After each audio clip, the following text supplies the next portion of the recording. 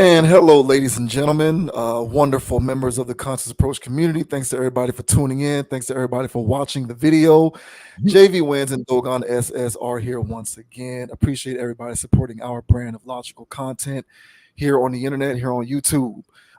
Go ahead and like and subscribe to the channel, man. Let us know what you think about the commentary in this or any other video as we continue to kick the tires and light the fires, man. We like, kind of shooting a breeze, giving our 2 cents on these various topics each and every week. So if this is the first time that you catch a wind of what we like to do here, whether it's on this stream or whether it's on any of our other video uploads, give us a shout, man. Let us know what you think. It's a few people out there who certainly don't mind letting us know how much of an idiot we are. Whenever they think we have, yeah, whenever they whenever they think we have a bad take, they don't waste time letting us know. So, but that's a good thing. We don't run a cult, so that's kind of what we aspire to. Now, with that out of the way, we'll go ahead and get started tonight. Some interesting things to talk about. First up, we are going to get into comments made by Glen Davis, former NBA player who, last I checked, was a player on the Big Three. Ice Cube's the Big Three league, so he's in the Big Three, but he used to be an NBA player, and he's even a champion. He won an NBA championship playing for the Celtics in 2008. He played college at LSU, right? I think that's where he was. And his nickname is Big Baby, and he's an emotional guy, a fiery guy, and he recently was a part of an interview in which he talked about how he feels as though the NBA neglects a lot of non-superstar players on multiple levels. And he is suggesting that the NBA could stand to do a better job of helping show support to some of those role players, marginal players, the others, as Shaq likes to call them, not only while they're playing, but also when they eventually retire and move on and all of this kind of stuff, because apparently there is a lot of players who struggle after retirement, or just who struggle after their playing days are over, because you got a lot of guys who aren't in the league, but they don't officially retire after it becomes abundantly clear that they're not going to be in the league anymore. So until you officially retire, you're still considered a free agent, but you can be added to a roster. Either way, that's semantics, right? The point is, Glen Davis thinks the NBA needs to do a better job of supporting some of its non-superstar players. So this is some interesting sound here. We'll go ahead and play this clip real quick to hear what Glen Davis has to say. And then obviously we will give our opinions on what Glen Davis had to say about the NBA and how it takes care of its players once we have finished viewing the clip. PA to know. What's your message to them? The fact that we might not be superstars. Never made an all-star team. Yeah, I made some money, but I never started. Started a little bit, but your stars, right, and the people that make the league thrive, that's good, but we're still here. We're players that might have not made hundreds of $1 million, but we still got to go back to society. We still got to go back to society and, fit in. And so what I would say is the fact that, don't take none of this for granted, like the players, and show everybody the same amount of love. If you're going to show one, show it to all. There's so many players like Delonte West that needs help. And I think the NBA being a $1 billion entity and the Players Association, that's what they get paid for, need to come and check on these players that are building this league. We got to stop this stigma of what's going on. I went through divorce, injury, death, and no one was there. Christian Chin didn't call me. The Players Association, Ron, they didn't call me. Say, hey, Glenn, even this case happened. They didn't call me. The Players Association never reached out. They never called me. They never called me until I went to trial. We have this ongoing problem, and then we're saying we're doing all these things, but we literally just letting these people ride away. These great athletes that are mentally ill from the world that, the NBA brought upon, right? And yeah, it's our fault too, but, We already fighting 6 feet deep from where we come from. We've already fought. And so that's what I want. That's what I want. I want the NBA to notice that, hey, there's a mistake here that we've created and we got to fix it. And I want to be the first guy, you know, to say I'm going to jail for health and my injuries and It's your boy, Big Baby, man. Don't believe all that shit on the internet. I will have my day in court. They just mad because a black man got money, man. Trying to keep a black man down, man. Hey, man, shout out Rollo, man. All those people, man, getting money, man. My shit legal, man. A lot of jump shots. A whole lot of jump shots.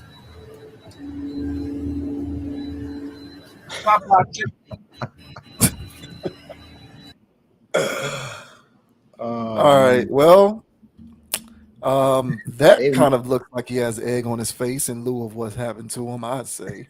Well, that's kind of messy. They put that at the end of that. Yeah, but you know how the internet is undefeated. So if they can figure out a way to make you look like a fool, they'll do it. Sheesh. So, what do you think of what Glen Davis had to say there? Do you think he has a point? Do you think the NBA? Do you think that this is a problem that the NBA created and therefore the NBA is responsible for solving? No, being there and supporting players. Yeah, it's not. It's a sad story. This was real. Just bringing a tear to my eye for a lot of it. But for the most part, a lot of the stuff he was saying, I'm like, I don't expect a corporation to do that for you.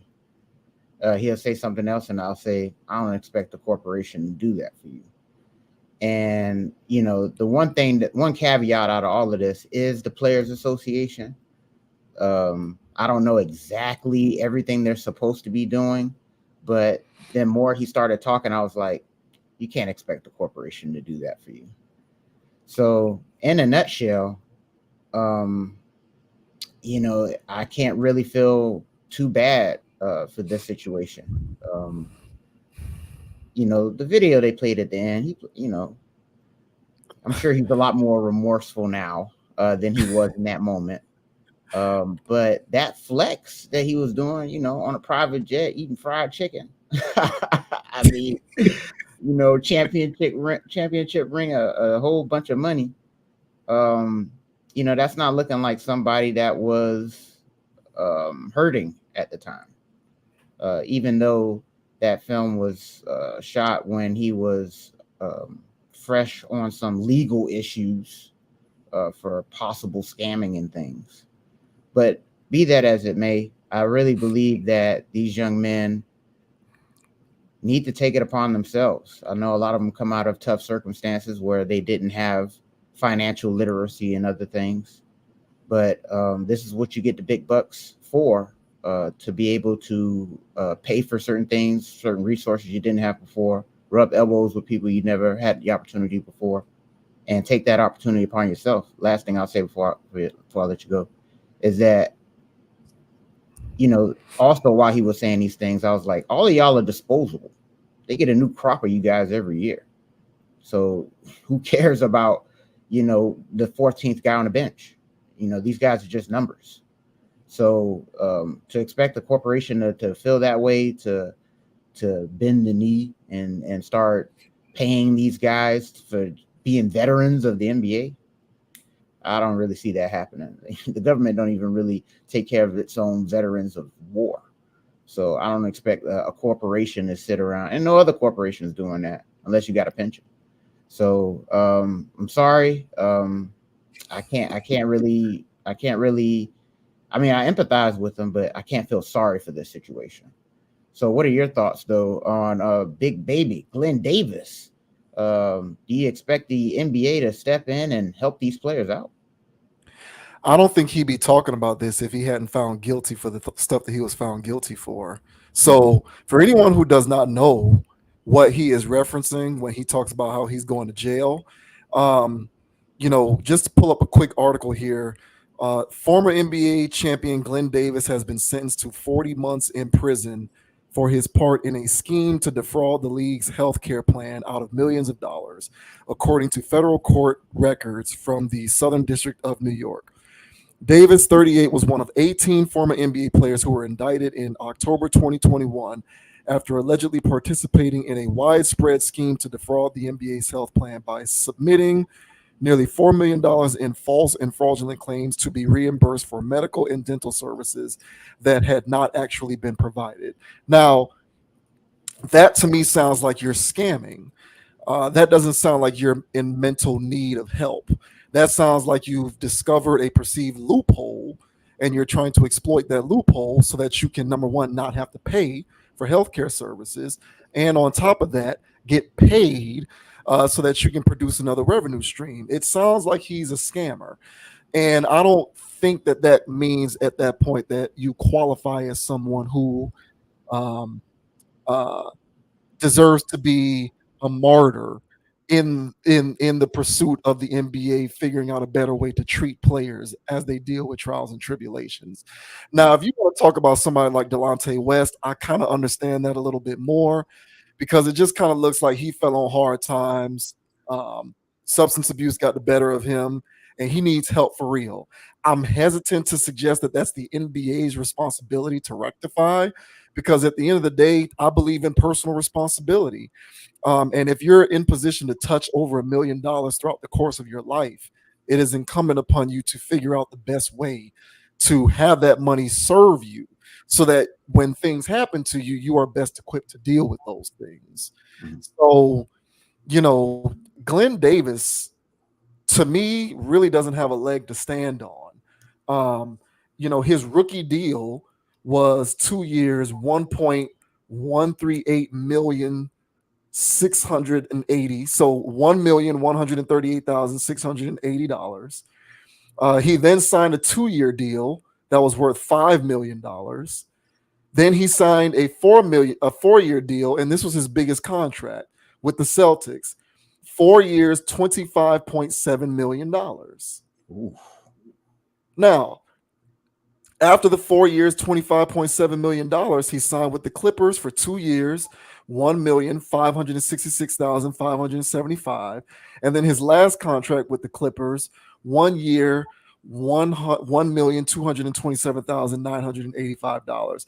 Now, I'm not a mathematician, but that has got to be close to $40 million, all things total. But the one big deal that he had, 4 years, $25,700,000. Like, listen, I don't know. I don't have rich people problems. I don't know what it's like to be rich. I don't know what it's like to be generational wealthy.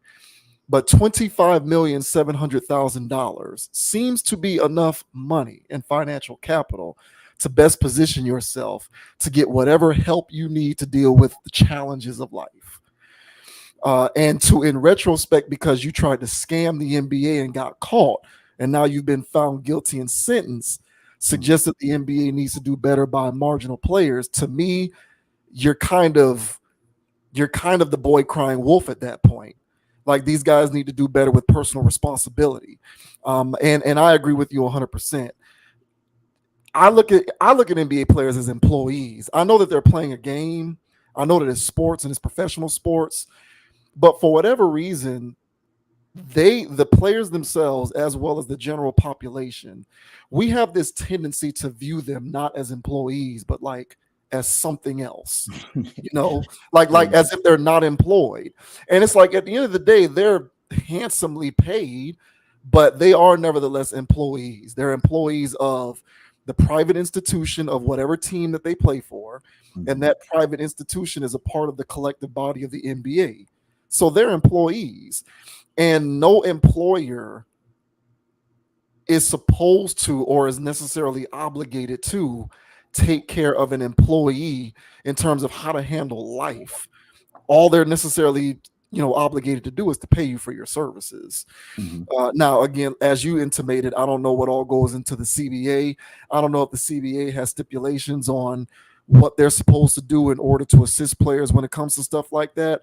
But in the grand scheme of things, these guys are employees of private institutions within the NBA, and they're going to pay you. But other than that, tackling life becomes your responsibility, bro.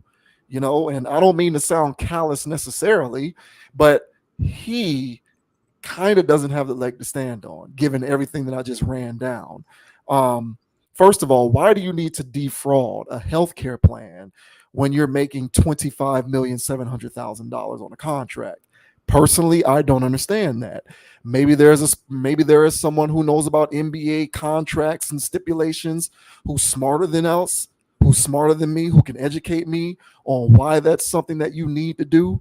Because from an outsider's perspective, seeing that that's the contract that you signed throughout your career, and you still try to pull that kind of a stunt, it reeks to me of you're just scamming for the sake of scamming, to try and not pay for stuff and make money on top of not paying for stuff. That's what it seems like to me. And now, because of that, you've gotten yourself caught in quite the little pickle that you need to figure your way out of. I'm not a callous, cold-hearted person. I do think that the NBA, if they wanted to figure out creative, effective ways to assist players with life, by all means, they should go ahead and do that. But to invoke the notion that they are responsible for it is to strip these guys away from the personal accountability that they are responsible for with respect to knowing the right way to go about preparing themselves for the rigors of life. Like, it is what it is. And to people like Davis, like, bro, I'm sorry, but $25,700,000, how do you think the person making $60,000 a year is supposed to handle this stuff?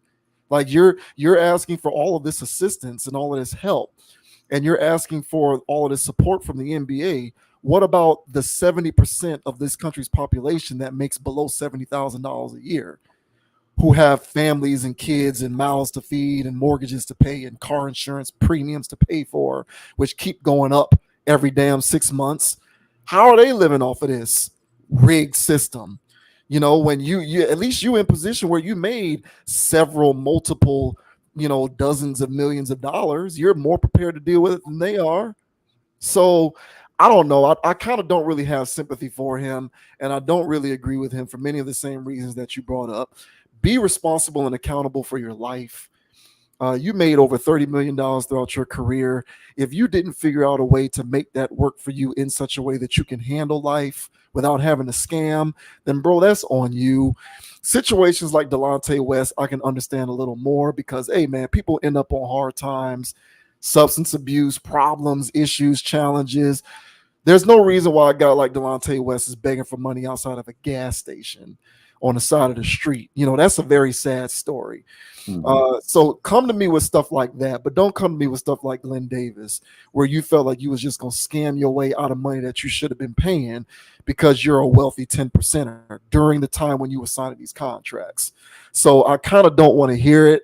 I think it would be noble if employers like the NBA tried to do stuff like that, but to suggest that it's their responsibility to me is a bit far-fetched. I don't really like what he had to say because it kind of sounds to me as though he's trying to shirk accountability. Yeah, that's pretty much it in a nutshell. There's no accountability. And I had to look up to see if the NBA had a mentorship program, and they do. They had it since the 80s, which means it wasn't very effective because I saw dudes in the 90s crashing out. So if they had it since the 80s, then, I don't know what what they're really talking about in those rooms.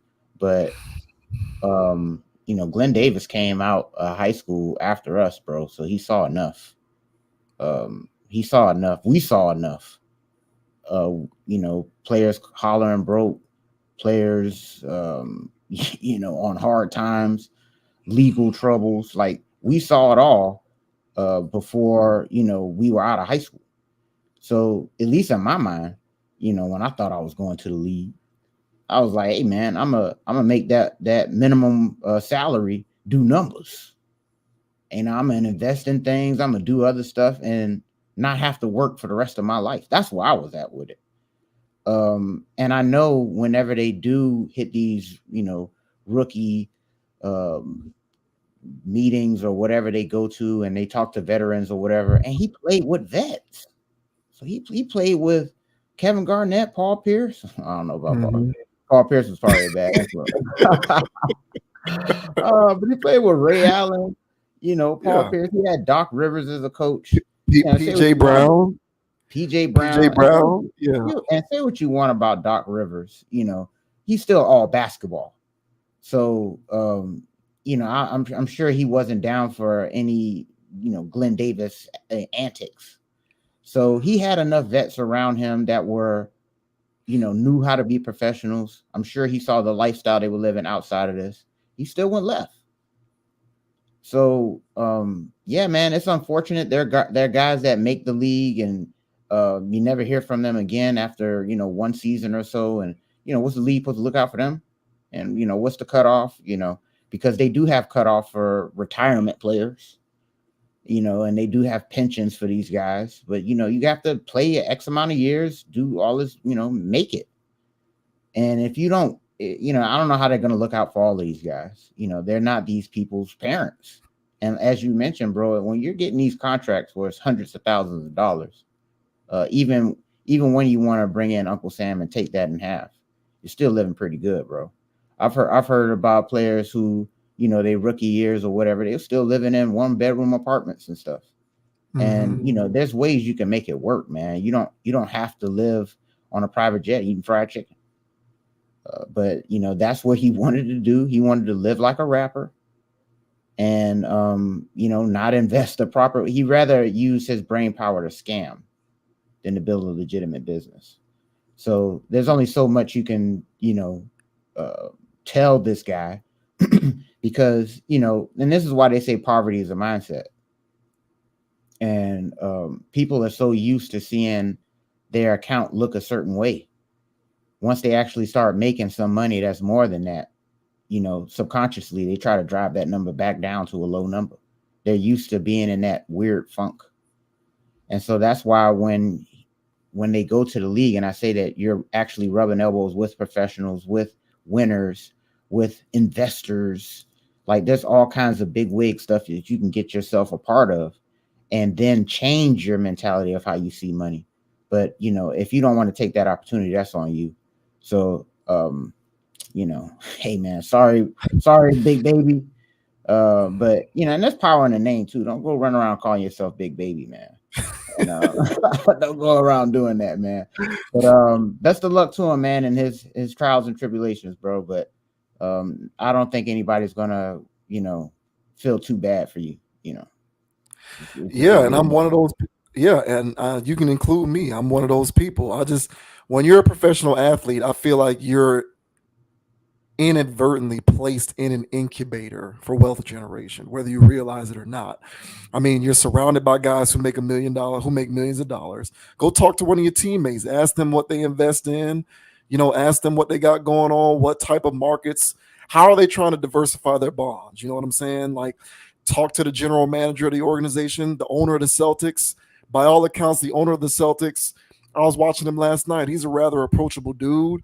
You can probably ask him, what kind of investments can I make with this $25.7 million that you just gave me? I just can't see that sympathy card being levied his way, given the way that his career went in terms of how much money he made. Now, if you want to talk about league minimum guys, 15th guy on the bench and veteran league minimum, people making $800,000, $1 million, or whatever it is now, I halfway don't even understand that, because juxtaposed to the rest of the population, you're still in the 30 percentile, because 70% of the population still makes less than that. So if the 70% of the population has to fend for itself making less than $65,000, $70,000 a year, then you making $800,000 a season, $1 million a season, you can find a way. And no, you're not making $50-60 million. You're not a superstar, but perspective is a very important thing, and you have to maintain proper perspective. There's people in the world making $45,000 a year with families out here trying to figure this out. And you're an individual who's making $800,000 a year, $1 million a year. I'm not even talking about the mid guys, lower tier guys, or max guys. I'm talking about the guys to whom you would think such treatment should be afforded. And hold on, let me interject real quick. And there's guys that make 40 something racks a game. But go on. Yeah. And some of those guys who make 40 something racks a game, those are mid guys, lower tier contracts. That's not even superstar contracts. I think we did the math on Kyrie Irving's contract, and wasn't it something crazy like $800,000 a game? Yeah, it was 800, something. $900,000. Yeah, something crazy like that. And Kyrie is not making the max. So my thing is, I kind of feel like accountability is something that needs to be maintained here. And I can't rock with him on this. And I can't really rock with this when it comes to any of those guys.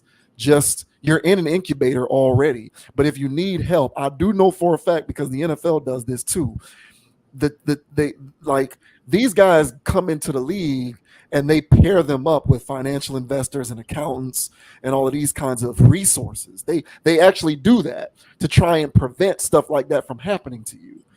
And if you take it upon yourself to ignore that or to try to scam your way out of it for the quick fix, then bro, that's your responsibility. That's on you. That's on you. And so it's just a greater cautionary tale to me about maintaining proper perspective and understanding how your lot in life is kind of your responsibility. I don't know that the NBA is responsible for that no more than if I work for, I don't know, if I work for Chase Bank, and I got fired because they caught me scamming. Is Chase Bank responsible for teaching me how to properly invest money and how to not go broke? Not really. That's my job. They're my employer. They're paying me. That's a part of my contract. And these guys are employees at the end of the day. It just is what it is. And I agree with you about the poverty mindset. I kind of feel like that's what separates people who understand this from people who don't. Because not every NBA player who comes into money has to deal with this. It's just certain guys. And the guys who have to deal with it weren't the guys who weren't granted access to resources that could prevent it. Those are the guys who didn't care and just did whatever they wanted to do anyway. Yep. Hey, man. Hey, best of luck to these guys. I saw a clip of Shannon Sharp, just trying to justify how fast, these millions can go, when you're living in like California or something like that. But, he brought up the whole point of, hey, Uncle Sam get half. So as soon as they announced that, hey, this guy got $40 million, okay, it's really 20. And then you got to pay the agency this, you got to pay this and that. But then it's just like, okay, once you start chopping all this stuff down, yeah, that 40 million is really like 16.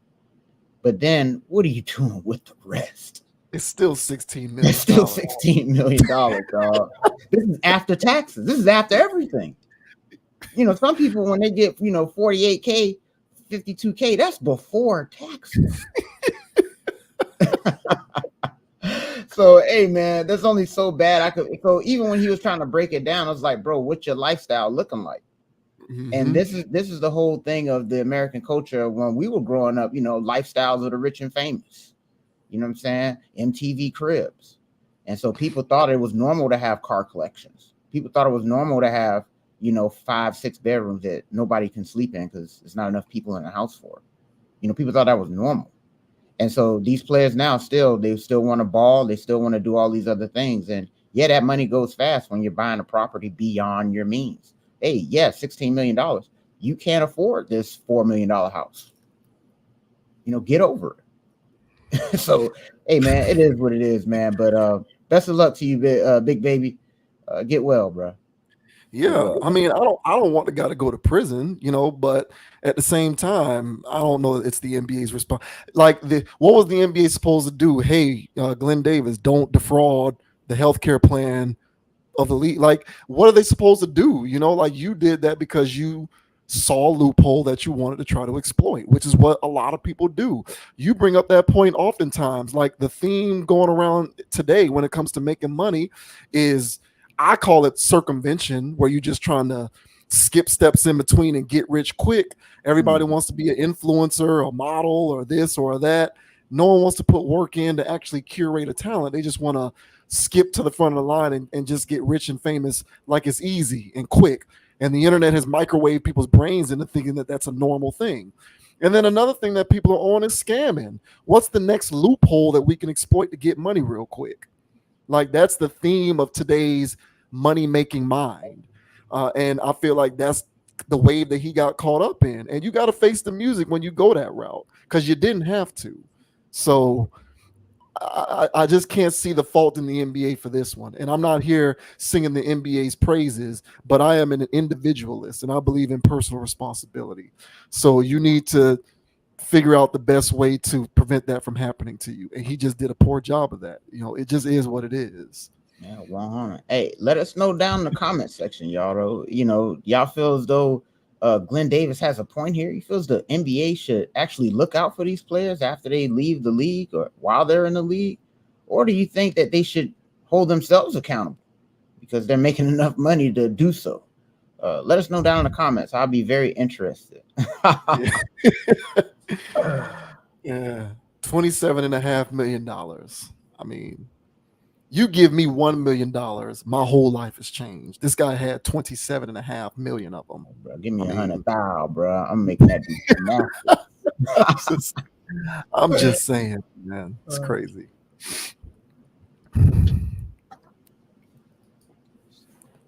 Next up, we are going to talk about Julia Fox. I mainly know Julia Fox for two reasons. She was in the movie Uncut Gems, which is maybe the only Adam Sandler movie that I ever thought was good. Hilarious. Sorry. I know that sorry people, y'all Adam Sandler fans out there. Billy Madison and all of those other movies, never really understood why they were funny. Man, Waterboy went tough, bro. Waterboy, okay, I'll give you Waterboy. I'll give you Waterboy. I'm not giving you Happy Gilmore and Billy Madison and all of those other goofy movies that he did. But I know her from Uncut Gems, and then I know her as the planted girlfriend of Kanye West during that little stint when she was with Kanye. So those are the only two reasons why I know who she is. Apparently, she's a fashion person, I guess. She's big in the fashion industry. Her face kind of looks very weird there if you're looking at that. She kind of looks drawn to me, but I guess in the fashion industry, I guess she looks great. Another thing that I don't understand, it goes over my head, but whatever. Y'all are smarter than me, so I guess that looks good. But she recently made comments about why she's been celibate for 2 years. Oh. And according to her, she's been celibate for 2 years, not because of relationship. Most of the time when I hear women talk about how they're celibate, it's because they're on a personal journey. They want to take a break from men. They want to kind of figure things out for themselves. That whole kind of thing. I never really hear them mention any sort of political reasons as to why they've done this. This is the first time I've heard this, although I'm sure it's not unprecedented. But usually that's when I hear women saying I'm going celibate. It's usually for personal stuff. It's usually about men and relationships and all of that kind of thing. So this woman here, this Julia Fox character, because that's what her face looks like there. She looks like a cartoon character. It says Julia Fox shares the political reasons she hasn't had sex in more than 2 years. Julia Fox has a political impetus for abstaining from sex. The Uncut Gems actor announced on TikTok last week that she's been celibate for over 2 years. She made the revelation in the comments of a video response to a controversial and now defunct ad campaign by the dating app Bumble that declared a vow of celibacy is not the answer. Appearing on Bravo's Watch What Happens Live Monday, Fox joked that nothing good comes from having sex, including children, before noting that she decided to become celibate following the Supreme Court's 2022 rollback of A rights. I think with the overturning of Roe versus Wade and our rights being stripped away from us, this is a way that I can take back the control, she explained. It just sucks that it has to be in that way, but I just don't feel comfortable until things change. Fox, who shares a 3-year-old son, Valentino, with ex Peter Artemev, said she doesn't have an end date in mind. And though she missed having sex in the beginning, she told Bravo's Andy Cohen that she's more focused on other areas of her life at the moment. I think it's just like getting over anything, smoking, drugs, whatever it may be, she said. Eventually, you just forget. And then all that energy that you were putting towards sex, you can put it toward other things. As for self-pleasure, Fox said she only masturbates once or twice a month, quipping, "Sometimes I'll start and then I get tired and lose interest." So Fox she even lose interest with herself.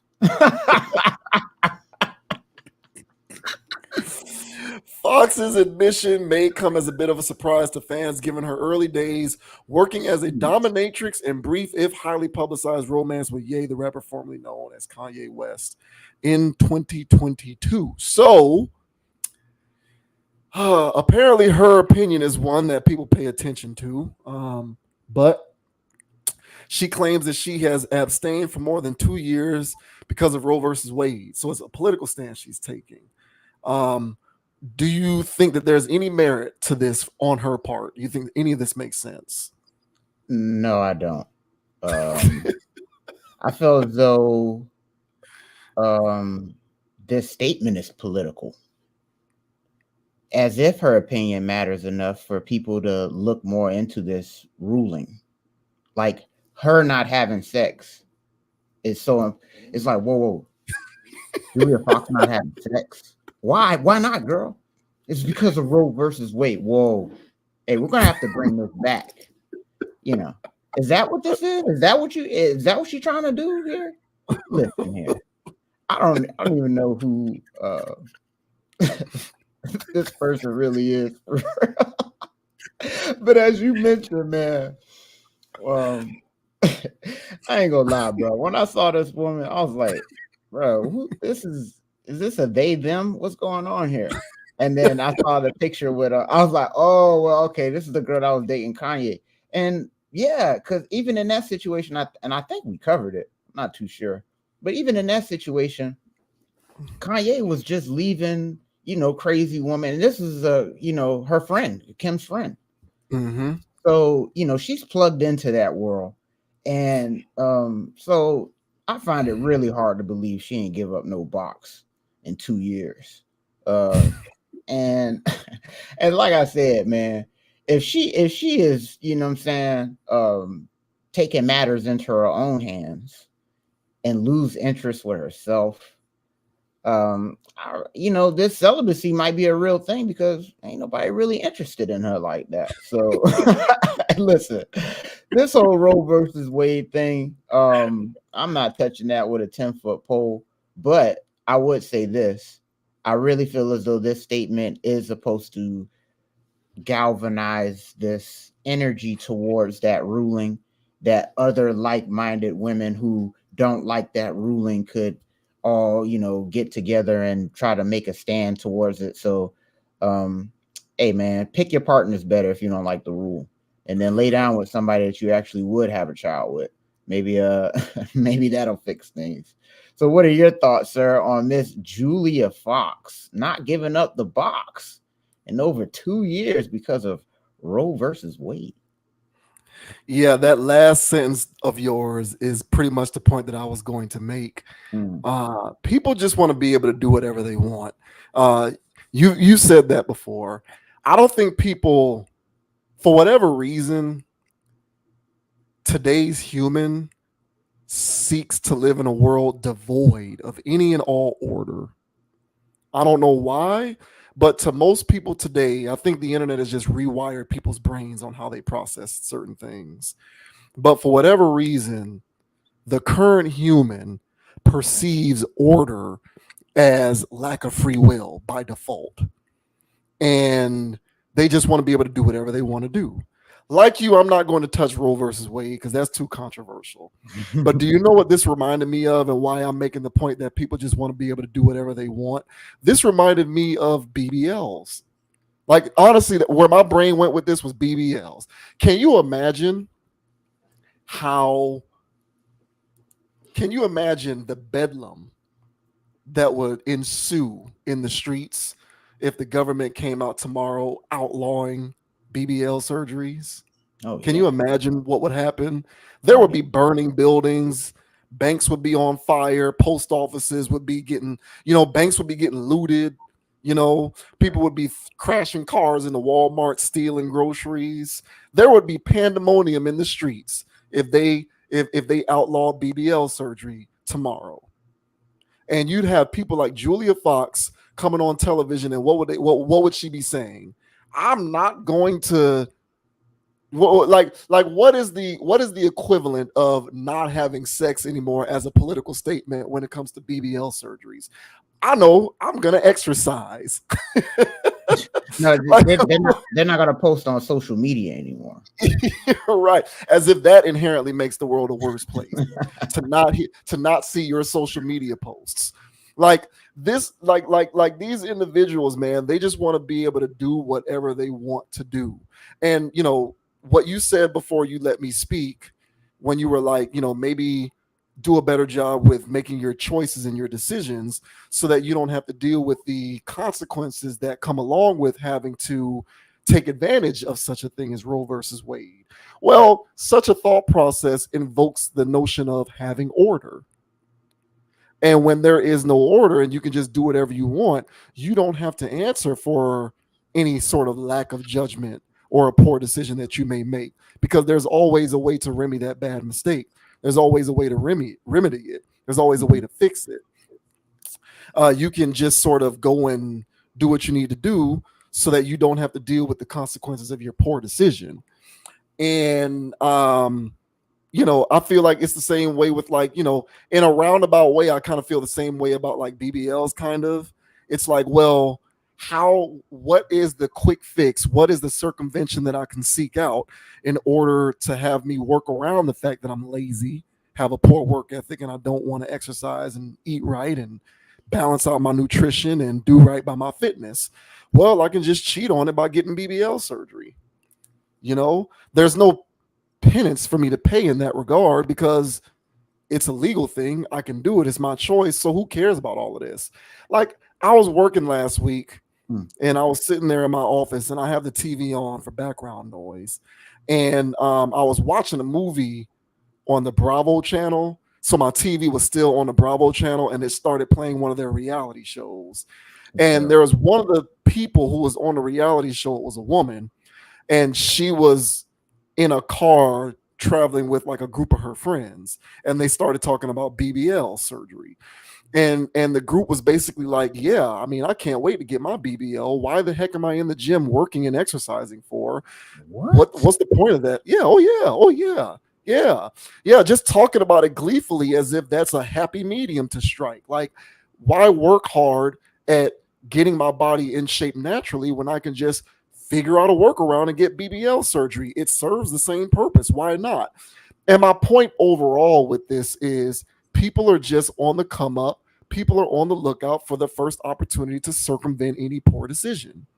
To me, bad nutrition, bad eating, not caring. And I'm not saying you need to be in the gym 5-6 days a week, 4 or 5. I'm not saying you need to be in there crazy, but I do believe personally that everyone should do some modicum of moving around. Move your body around. Do something active. It doesn't have to be strenuous or extensive. Do something active. There isn't a piece of literature in the world that doesn't tell you that being active helps with your overall personal health and wellness. And I think ignoring all of those things and eating poorly and doing all of these other irresponsible things is a poor decision. So when you cannot have to reconcile that poor decision because you can just figure out a workaround like getting a surgery to make up for it, people are going to do that because people just can't help themselves and they're always looking for circumvention. So this thing that this woman has going on, this Julia Fox character, where she says, I'm going to be celibate because of this Roe versus Wade thing. Yeah, it's noble to say that you're going to take this personal stance on account of Roe versus Wade. But for a lot of people, not everyone, but for a lot of people, that thing represents one's ability to be able to not have to deal with consequences for poor decisions. Like, let's just be honest about that. However way you want to slice it. Now, certain things happen, and above all else, I am a champion for free will, and I am a champion for one having agency over their own body. But I am also an accountability person. So my whole thing is be responsible for your decisions, and you may have to face consequences for those decisions at some point, because you just can't keep getting, permanent sort of perpetual perpetual get out of jail free cards. But that's what people want. People want to be able to do anything. People don't like order. Order is the enemy. I see that nowadays. People don't like order. People view order as an inherent constraint to life, as if to suggest that the presence of order means by default you can't do things and live life and be happy. And I fundamentally disagree with that. But I think that a lot of our current technological advancements have conditioned people to believe that order is the enemy of life. And I think that there's a balance to strike in the middle there.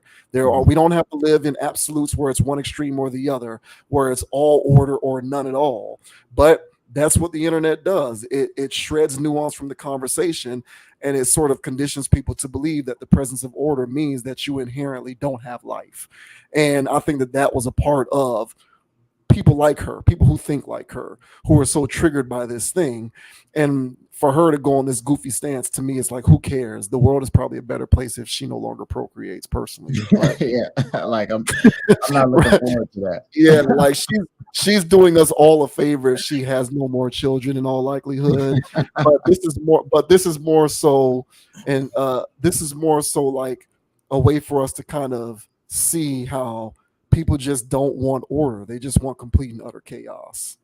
Yeah, man. And if they actually really did have like some type of law going against BBLs, bro, voter registration will go through the roof, bro. That'll be big. That'll be bigger than vote or die. Like people are like, and there'll be dudes too. Now it's some dudes out there that's got the plastic fetish. I see y'all out there, bro. You know I see y'all. Well, they're not hiding. They're not hiding. They're very proud. They're very proud to espouse their plastic fetish nowadays. There's no hiding in the shadows. They talk about it openly. And not to get off topic, but I gotta ask this question real quick. And this is for the people that love the plastic fetish, the women too, because you know what I'm saying, y'all be bigging them women up too in the comment section. So y'all be giving them praise too. What y'all don't really care about them surgery scars and all those lumps and stuff? Like y'all like how that look? Like, I think people like the curves more than they actually like what they're actually looking at. I think it's more of a curve thing. You know, sundress, hey, they killing it.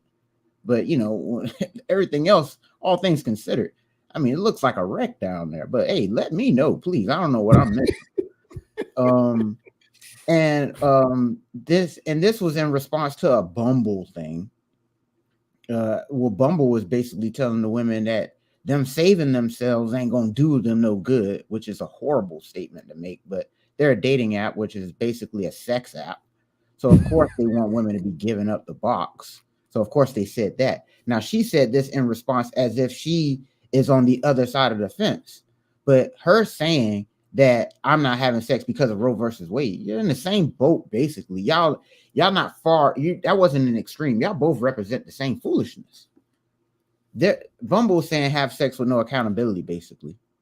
Use our app and have sex with no accountability. She's saying, hey, I'm not having sex anymore because I want to still be able to have sex without accountability. Without accountability, right? Yeah. So she's not on the opposite side of the fence. They're on the same side of the fence. Yeah. You know, if one's tier 3, okay, she's tier 2.5. She's right there. She's not far off at all. So yeah, this is bogus, man. So I'm not buying this. Every time this woman comes out, you know, because we cover with the Kanye thing, and we're covering her now with this. She's a sideshow like her Kardashian friends. So you're probably right. Well, we don't need to see her procreating anyway, bro. We don't need any more savagery in the world. So yeah, I don't agree with this. I do agree with celibacy for the reasons you mentioned earlier when you were saying that, hey, some women go through that phase where, hey, man, you know, I've been either striking out here, it's wild, you know, I need to find myself. All of those are great reasons. So I don't have an issue with that if, you know, somebody wants to shut it down. But, you know, shutting it down because of this, I feel as though that's not really thinking all the way through. So it still sounds like there's a problem there. So, yeah, she can kick rocks. Get out of here, Miss Fox. I think that there is a line between, I think there's a line between individual agency and free will and accountability for poor decisions, right? Like there's a line there, but I think we're conflating those two things and we're making it, if you attempt to hold me accountable, you know, that means that, you know, do you understand what I'm saying? It's like people are trying to conflate those two things, and it's like, all right, yeah, I get it. There's agency, there's free will. You should be able to make whatever choice you want, but that shouldn't also mean that you can just make bad choices into perpetuity and just get out of it because you just can. And for and for a lot of people in the world, that's what they want. And so they get upset with stuff like this and they make these quasi political stances, not because they believe in the spirit of free will, but because they are threatened by the idea that they can no longer do whatever they want and not have to deal with the consequences as a result of those decisions. And you know, and people just want to do whatever the hell they want. That's what this boils down to. People just want to do whatever they want. And I agree, you know, look, man, I believe in personal responsibility and free will. Go figure, because life is nuanced. It's not black and white. So I can say that confidently because I firmly believe that.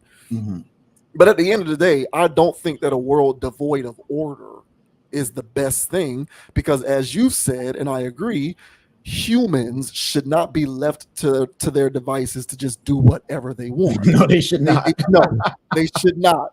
We are not we're not responsible enough to just do whatever. We're not. Okay, period. I don't give a damn what anybody says. But I think that's what we want. People like her, these social anarchists out here, they want a world devoid of order. You know, bring it back, bring everything back, open up the floodgates. They just want everything deregulated and devoid of order because people just want to be out here doing whatever they want. That's what I think this is about. This is not because she's speaking up for women, or she is in a roundabout way, but not in a good way. But it isn't about some message of like, you know, it isn't about all of those various themes and narratives that people come up with to justify why they are not in favor of these kinds of decisions. It's more so about, hey, man, you're taking away my ability to make bad choices and be able to get out of it. Like that's what this is, and people hate that. Yeah, hey, for all my coding geniuses out there, somebody come up with like a AI generated scenario builder where you have like a whole society, and then there's like these various check marks that you can check off. So just for one of them, just check anarchy, and just see how things go.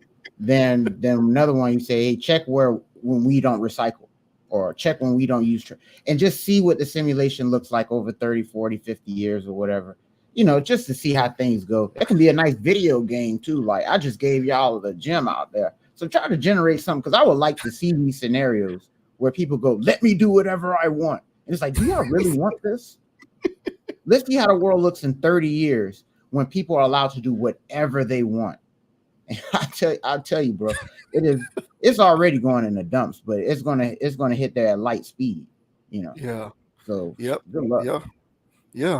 Yeah, that's a good Sims game. Remember those Sims games, those reality, they need, or like Roller Coaster Tycoon, they need to come out with a game like that where you just kind of create a society that can just devolve into chaos. I think that would be pretty interesting. Yeah, that would. Yeah. Oh, it's crazy. Let us know in the comments what you think about that one, man. You think her celibacy stance makes sense, or do you think it's a bunch of baloney? I think it's a bunch of baloney. Hogwash. Get on out of here, bro.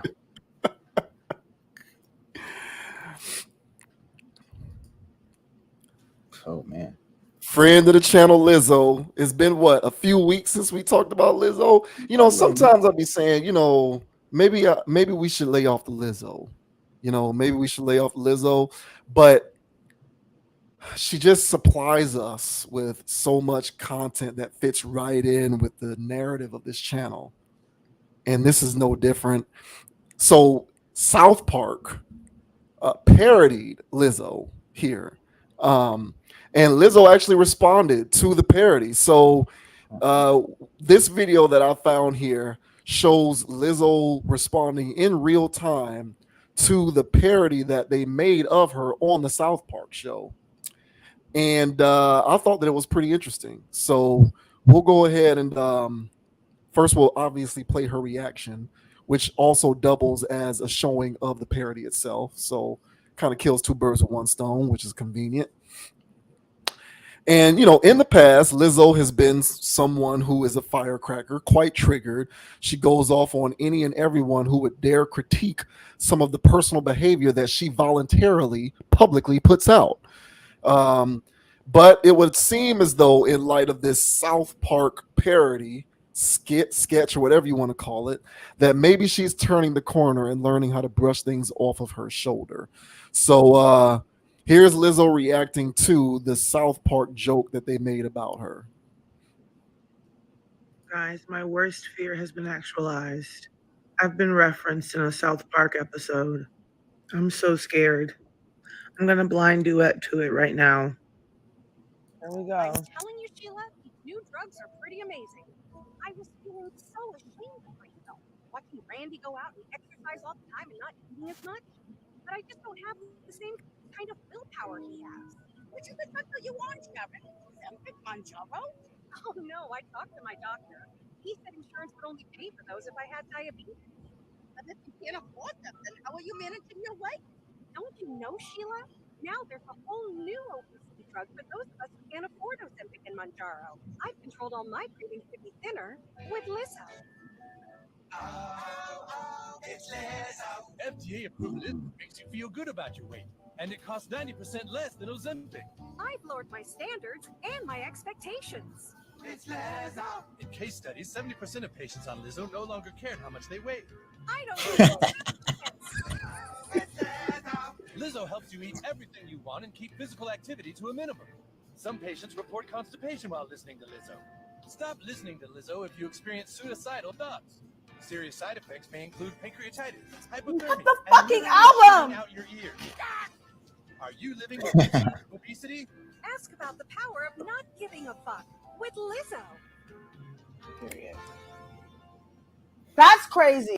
I just feel like, damn, I'm really that bitch. I'm really that bitch.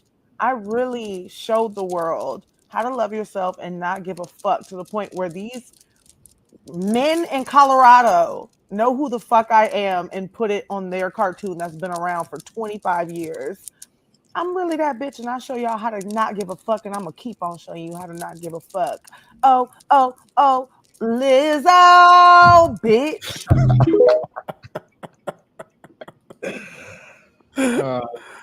Oh man.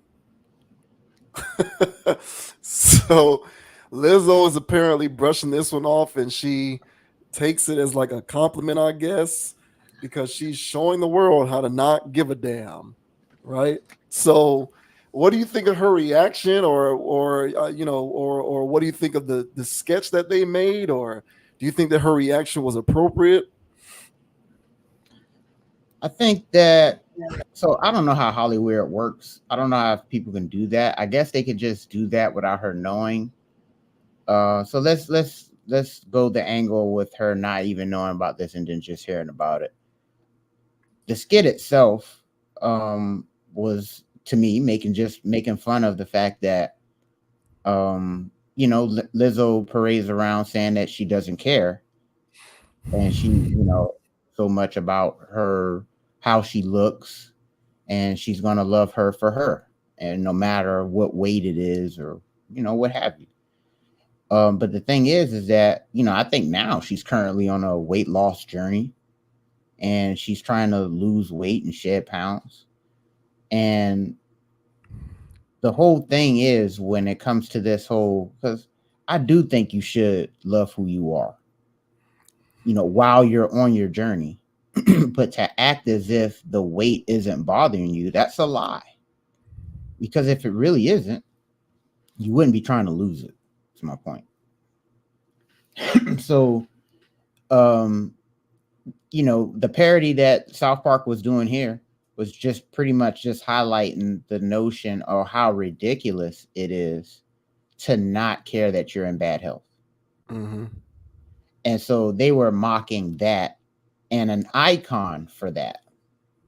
And she can be flattered because, yeah, she's in a franchise now. She'll be forever remembered. I don't know if that's what you want to be remembered for. But I guess her whole attitude is, catch me on the back end when I don't look like this. which again is not proving the point of the satire in the first place, because there's people who are fans of Lizzo that aren't going to lose their weight and air quote are comfortable with that size, but deep down they're really not. And it has nothing to do with comparing themselves to the Joneses. It has everything to do with poor health. And because I know there's side effects to that lifestyle, and they don't like some of those side effects. I know it. So don't sit here and act like you enjoy it. So now me, man, you know, I'm not opposed to BB dubs. I've announced that in the past. I'm not opposed to that. All right. So I see the beauty in all women's, but I do know it's important to be healthy at the same time.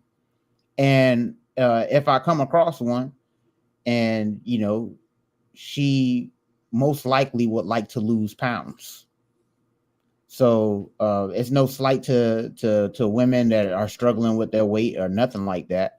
You know, this is just more or less a situation of calling out the irony and the hypocrisy in this body positivity thing when they either A, try to lose that weight, or B, keep the weight on and suffer from conditions. Last thing I'll say, because there's compilations floating around online of these influencers who were bragging about them being so positive about their weight and positive about their obesity and all these other things, and people in the comment section flooding them, telling them how beautiful they are. And those people were passing away. Some of those people are no longer here. And so they have a choice to make. So yeah, Lizzo has a choice to make. It looks like she's making it. Her face looks slimmer in that video. So she's not promoting that, you know, the thing she was promoting before. I would say that. So what are your thoughts on Lizzo reacting to South Park? South Park getting at Lizzo. What are your thoughts on this one? I like Lizzo's response. I think that had Lizzo, you know, I guess her recent issues with like her former backup dancers trying to sue her for like a hostile workplace environment or whatever, like maybe that experience has kind of taught her the value of like peace and not letting things trigger you so easily. And so now she's kind of turned the corner in that way. Because I think that had she maintained that stance years before, she would not have become the poster child, in my opinion, unwittingly, for something that no one should be the poster child for, which is just not caring about maximizing. That's what I think she became the poster child for. Because I'm the spirit of body positivity. Body positivity is no different to me than all of these other things that get co-opted by bad faith actors. Correct. Race conversations, like some of these overarching themes that do have a premise that makes sense, but it's co-opted by these infiltrators who turn it into something bastardized. Correct. Like the same thing happened with body positivity. Body positivity was never about be happy being fat. It was about okay, your body type is your body type. So learn how to be comfortable and happy with that. But in lieu of having that understanding, there are certain things to carry with you in order to maximize the benefits of that. Not everyone has the same frame. Not everyone has the same body type. Some people are stout, wide. Some people are tall, lanky. The point is, if you have a particular kind of body type, be happy and comfortable within that, but also understand that within the perspective of that, there's work that you can put in so that you are maintaining a happy, healthy lifestyle. Like that's what body positivity was all about.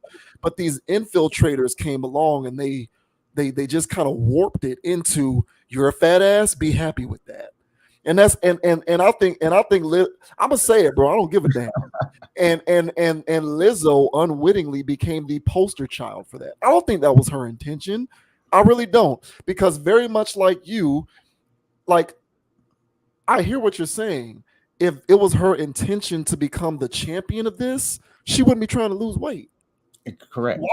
Why are you trying to lose weight if you care about being the champion for these people who want to live that 600-pound life and not give a shit? Correct. Why do you have a trainer and a nutritionist? I've seen so many of her videos that she puts out on Instagram and TikTok where she's on a damn elliptical or doing something rigorous, sweating her ass off. Okay, you trying to lose that weight. So what form of body positivity are you championing? The real one or the fake one?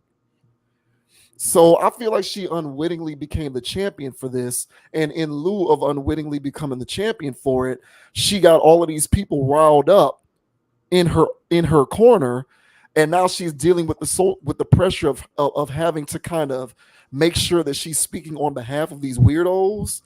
And now she's all anxious and on edge. And anytime somebody makes an honest critique about any of her public behavior or what she wears, she's triggered and she's going off on people. Mm-hmm. And that's where her short-temperedness online came from. That's my opinion. And so to see her no longer, by all accounts, be that short-tempered is a positive step in the right direction for her. So I'm glad to see that was her reaction and that her instinct wasn't to jump to Instagram and start bitching and complaining about how the world is against her, which is what I think she would have done a couple years ago or even 1 year ago, hell, even 6 months ago.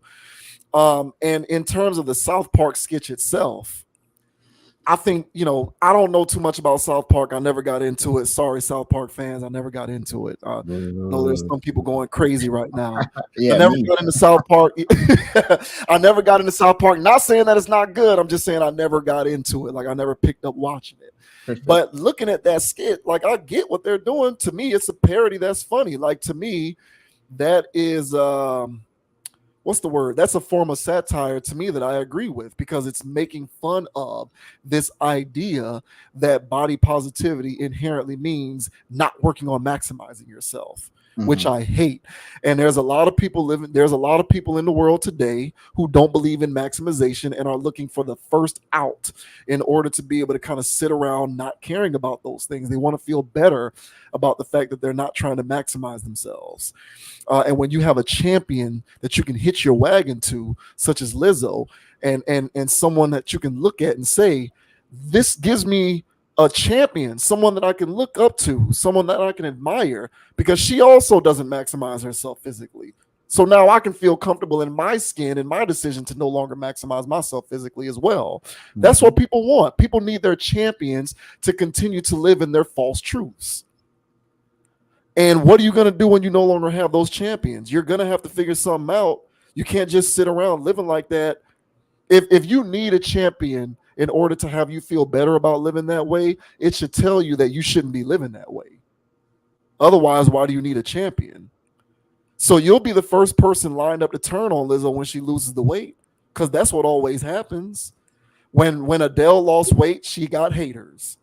And when Rebel Wilson lost weight, she got haters. All of a sudden, she's a bad guy because she lost weight. No, that's a reflection on you. Stop sitting around, languishing in your laziness. And that doesn't mean that you have to have an hourglass figure or work out every day or be this perfect body type. It's about what are the steps you need to take to maximize what you have going on with you and your own skin. And that's what that's what we got, man. The world is rife with laziness and just this overwhelming desire to do whatever you want. That's what people want to do, be lazy and do whatever they want. No one wants to maximize. And body positivity got conflated with not maximizing yourself. And I think Lizzo unwittingly became a champion for that. So I think it will benefit her tremendously if she can pull herself from out of that and move on, because she's all the better for it. Just like Adele was all the better for no longer being the overweight opera singer. She became the poster child for all of those people who love the fact that she wasn't overweight, that she was an overweight singer in an industry full of singers who aren't overweight. Yes, we got our champion. She ain't your champion no more because she realized I need to maximize this. Same thing with the rest of those actresses and celebrity people who do the same thing. Lizzo's going to be next. Lizzo will eventually lose the weight. Is she going to look like Adele after she loses it? Perhaps not. She has a different body type, but she's going to look different. It's going to be like on some Monique stuff when Monique lost the weight. Monique ain't big like that no more. So people are going to need to learn how to live within their truths, stop relying on these false truths, these fallacies, get rid of your need to have champions in order for you to reconcile your bad behavior and your bad decisions, and get up off the couch and do better about yourself. Yeah, and I think that's a key point. A key point that you made, in the sense that body positivity in and of itself is not a bad thing, but it was co-opted, much like other things got co-opted in all of these social movements, by fanatics. Yeah. And, because I get the total premise of, hey man, because when I was young, bro, and I'm out here running, in PE. Now I'm pretty fast on the block I live on, but I'm in PE with all these other people, and there's guys that are just faster than me. I don't care how hard I took my shoes off. These guys are still flying past me, but there's still other people that I'm flying past them.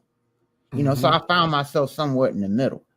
Then when I came to playing basketball, then it came to playing football or whatever activity, I was always very good, but there was people that were better than me at certain things. And so, I had to come to this reality that, I still worked on things. I still tried to be better, but then there was this reality and this understanding that, hey, this guy's faster, probably. And I was young. This guy's probably faster due to genetics. I can get faster, I don't have to run track. I didn't want to run track, but this is just the premise of, hey, there's somebody out there that's whatever. Hey, this guy's better at football or whatever. He can catch better because he has bigger hands than me. I can't do nothing about that. So there's things that when I was growing up, I saw certain limitations. But then there was this thing of, hey, but look at all those people I smoked. Hey, look at all of the stuff that I did when I was playing basketball. Yeah, I don't know how to shoot worth a damn, but I'm grabbing all these rebounds. I jump higher than other people. So it was these things where I would still acknowledge my strengths while also acknowledging my weaknesses and my limitations. And due to me having these weaknesses and limitations, I had to be comfortable with who I am as a person going through life, lest I keep comparing myself to other people. Right. So, middle school, high school, whatever, it graduated because, there's new social phenomena that you experience every grade or whatever you go up through, and you start to learn these things. But overall, you start to build this mentality of, hey, it's okay that I am who I am. When it came to certain levels of academics, I was all right in science. I was all right in, writing. I was pretty good at writing. But math, I was through the roof, and it is what it is. And I liked that, and I was cool with that. I knew I had to work on these other things, but it didn't make me less of a person. So, fast forward and other things. So I say all that stuff to say is that with this Lizzo stuff and all this body positivity things, it's okay to be comfortable with who you are. Right. Hey, man, your body metabolizes things differently than other people, and so this is why you got this weight. All right, cool. It is what it is. Hey, they can eat whatever they want and they don't gain a pound. And I eat the same thing and I gain twice as much. Okay, cool. That's a limitation. We got to work with that. Sorry, you're not them. All right. I want to run at 4.2, or 4.3. I can't. That's my limitation. You know what I'm saying? But what I can do is try to work my best if I want to be in track. So the same thing goes for everything else. So this whole body positivity thing, yes, in its premise, we're not knocking that people should be accept who they are. They're great things and their limitations, and be comfortable with it. There's no issue with that. My thing is that this whole Lizzo stuff in the past was parading around as that, but it wasn't really that. It was this whole thing of, I don't want to go to the gym for real. Correct. I just don't want to go to the gym. And so it's like, okay, well, something has to give. And you mentioned another topic where them girls was like, why go to the gym if I can just go get a BBL? At least I commend her for doing this and not getting some extraction surgery. At least she's doing it the grind way. It looks like she's trying to. So I can respect that. But my whole thing is, don't come back later with these pounds lost and say, hey, I showed y'all, I proved you. What'd you prove to me? That you had a negative self-image in the past when you was sitting around saying it was positive? Because if it was positive then, it should be positive now. And if you wait you know, 300 and some pounds then, you should weigh 300 and some pounds now and be comfortable with that. But that's not the reality. So yeah, it's just double talking and it's a fallacy. And so them calling it out in satire, yeah, I got a good kick out of that. And I like old South Park, man. You know, it's Yeah. much like old Simpsons or old Family Guy. You know, the Right. newer stuff it's kind of gets dragged on, but hey man, they still pretty good. That made me laugh out loud. So I got a good chuckle. I Yeah. will be watching it. Yeah. No, man, I hear all of that. That's look, if I would look, my reality would be completely different if I was 6'6". I'm not 6'6". Yeah, dude. You know, if I was 6'6", I might be in the NBA right now. Well, I'd be retired by now, probably. I'm almost 40. But Nah, you but know if he what was I'm on that saying? Labalco, you know what I'm saying? Right. Yeah, man. Like if I was on whatever Tom Brady was on, maybe I'd still be playing.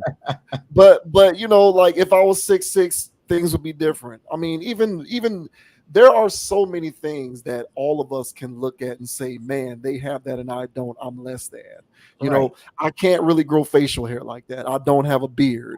Am I going to sit around crying about that? That it is what it is. The idea behind this is to maximize everything that you have going on to the best of your ability. Correct. And that was the fallacy of body positivity in the modern day sense, is that it got co-opted by these extremists who turned it into being happy not doing shit. Correct. And every movement needs its champion, and she became that, in my opinion, unwittingly. And if it was really that great to be that way, she wouldn't be trying to lose the weight. Like I said, she's trying to lose the weight because no one thinks that that's the right way to go about living. And when she's done with her weight loss regimen, which hopefully she'll continue for the rest of her life, she's not going to be statuesque.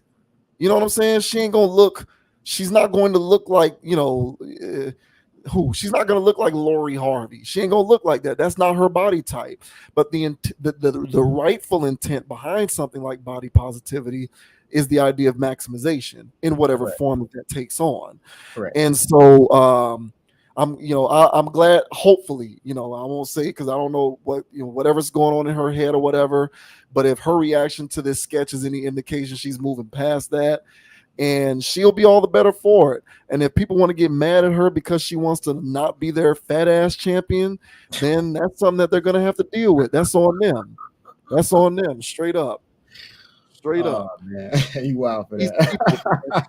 people, these damn extremists, man. These damn extremists. Yeah, you can call me a fat shamer if you want. Y'all know who I'm talking about. It ain't got nothing to do with your actual weight, but rather your mentality on life. That's what it is. So shouts out to Lizzo once again for the content. Shouts out to South Park.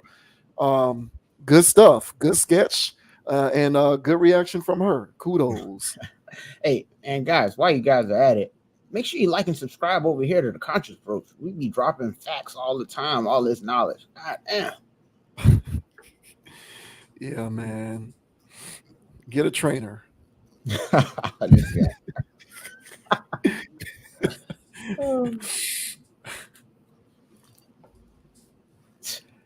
This guy. Now we're going to now we're right. Now you talk about this guy. Oh boy, Carlton himself is not he's not what am I trying to say? He is not on the lookout for an opportunity to work with Tyler Perry. Apparently Tyler Perry is not someone that is on Alfonso Ribeiro's list of people to work with. So lately, Alfonso Ribeiro, who most people would know as Carlton from Fresh Prince, even though he's done other things, I think he hosts something that I can't think of off the top of my Is it head. America's Got Talent? It's one of those shows. It's something like that. It's one of those shows. One of those. I don't know which one it is. He hosts one of them. Somebody in the comments, y'all let us know what he's the host of. I'm not entirely sure. But he has been speaking lately on the downturn that his career took as a result of him being Carlton on Fresh Prince. He says that it kind of had a negative impact on his career because after Fresh Prince, no one wanted to hire him to do anything other than play a character that's like Carlton. And so he feels some type of way about that. He feels as though it adversely affected his career. And when someone suggested that maybe he could work with Tyler Perry to kind of revitalize his film career, he basically thumbed his nose up at it. He shunned it. He said, not that's not what I do. Oh, appreciate that, Dudley. So he's on America's Funniest Home Videos. That's what he's doing. He was on Silver Spoons. I don't know what that is. And then he said host America's Funniest Home Videos. And Dancing with the Stars. Oh, he did. Oh, okay. Yeah. I don't keep up with that stuff. Man. Hey, I had to Google it, bro. I appreciate that. Yeah. So yeah, man. He ain't trying to work with Tyler Perry. So this article here says Alfonso Ribeiro seemingly shades Tyler Perry. Fans beg for a Shannon Sharpe interview. Alfonso Ribeiro is someone who has been very honest and upfront about what he has experienced throughout his career. Overall, most fans know him as Carlton from The Fresh Prince of Bel-Air. As Ribeiro states, he was typecast for the majority of his career. Numerous casting directors would try to get him into roles that were identical to Carlton's. Although outsiders may think these are great opportunities for an actor, they are insulting. Ribeiro knew he could do other roles, but they simply were not being offered. In the aftermath of his most recent comments about his career, Ribeiro has been hit with lots of unsolicited advice. Recently on Twitter, one fan came out and claimed that Ribeiro's career could be revitalized by Tyler Perry. However, Ribeiro did not like that suggestion one bit. In fact, he replied to the fans' comment saying, "I don't need or ever want that man to do anything for me." Overall, it was a pretty sternly worded reply, and fans were curious as to whether or not there was some sort of animosity at play. In the replies over at the Shade Room, there were numerous calls for Ribeiro to sit down with Shannon Sharpe on Club Shay Shay. Of course, this would be an incredible conversation. Sharpe is known for having great interviews, even if it is the guest who mostly makes it work. If Ribeiro were to go on Club Shay Shay and put it all out there, it would most certainly go viral. That said, it remains to be seen whether or not Ribeiro would even be interested in such a thing. So, apparently, Ribeiro has no love lost, or gained rather, for Tyler Perry, and would not want to work with him at all. Don't want to have nothing to do with Tyler Perry. What do you make of that statement? I agree with him. I'm glad he was bold enough to say that. But hey, man, he's still getting some checks, bro. So he don't need an acting career when you hosting these shows, bro. So, but I'm pretty sure there's still some level of assault that he has for being typecast. It is insulting. I know when you're going through it, and I know it's like, hey, bro, I'm bigger than that. But when you're dealing with everyday viewers, they don't see people outside of their characters, unfortunately, especially for sitcoms. So so him to get caught up in that whirlwind is completely understandable, but it's also commendable for him to be standing 10 toes down and not wanting to work with Tyler Perry. If he did anyway, he'd be probably an abusive husband or boyfriend, okay, with a bad hairpiece on, because that's the only thing Tyler Perry movies do. So I'm pretty sure he didn't want to be, an abuser, essay, or nothing like that. Why would you want to sign up for a gig like that? So Tyler Perry, his role for males are extremely limited. So you talk about being typecasted. It's just everything revisited. So I know he don't want to do that. And honestly, dealing with Tyler Perry, he gonna come up with a Carlton reference. That's for sure. He gonna throw a Carlton reference in there. But this whole demand of the people saying go to Club Shay Shay, I mean, what are we doing? And honestly, bro, it done turned into the red table talk. I guess it's the red couch talk or Shay Shay talk, because it's the same thing, bro. People come in there to air people out. Yeah. And so now the fans have gotten used to it. They've been Pavlovian conditioned. They out here demanding, hey, bro, go to Shay Shay and spill it all there, bro. Go viral. But I'm pretty sure it's not anything deeper than him just not respecting what Tyler Perry does as an artist. And honestly, that's not very far-fetched at all. It baffles me that people still are entertained by what he does. Is to me, it's quite insulting. But what are your thoughts on Sir Carlton not having it with Tyler Perry? And honestly, what do you think about this Shay Shay stuff? So, what do you think about all of this? Yeah, I'm with you. I noticed. I was hoping that wouldn't happen, but something told me that after the Cat Williams interview, that he kind of ruined it. And now, and not it's not just like it's not just a fan thing either. I think it's the guests. Like I think these people go on the Club Shay Shay trying to be provocative, and they try to force the issue on being provocative and airing out dirty laundry. Like they play it up because they're trying to capture that lightning in a bottle. You can't recreate that. Like you're not going to recreate that. People just need to go there and be themselves. But based on the few, the couple that I've seen some of the Monique interview, and I've seen some of the what's the one Amanda, the chick that we talked about, Amanda Seals. There you go. Yeah, her. So I've seen a couple of those, not all of them, but I've seen a good chunk of each of them. And it's like they came in trying to do their best Cat Williams impression. Yeah. So it's not just the fans or the community. It's the people who go on to the show.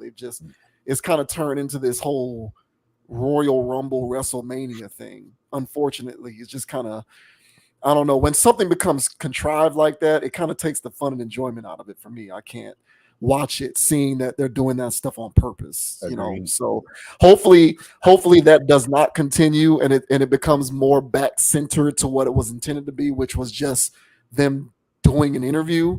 But right now it just kind of looks like people running out there flame throwing. It's just it's weird. But I agree with you about Ribeiro. I'm glad that he shaded Tyler Perry, because it's like, why should he work with Tyler Perry if Ribeiro's goal is to revive his film career devoid of being typecasted? Why work with somebody who's just going to typecast him? Exactly, bro. It don't fit in the equation, bro. Yeah, like what are you gonna? So what is it gonna like? You're gonna. It's like you said. Either he's gonna be somebody who is fighting for custody of his kids from from the system. He falls in love. He's this guy who runs a company, or he has a business, and there's a person who works there, and she's a single mom with 3 kids, and now he's going to take care of the kids. Or maybe he's going to put on a dress and be the matriarch of a family. Yo, anything goes with Tyler. Yeah.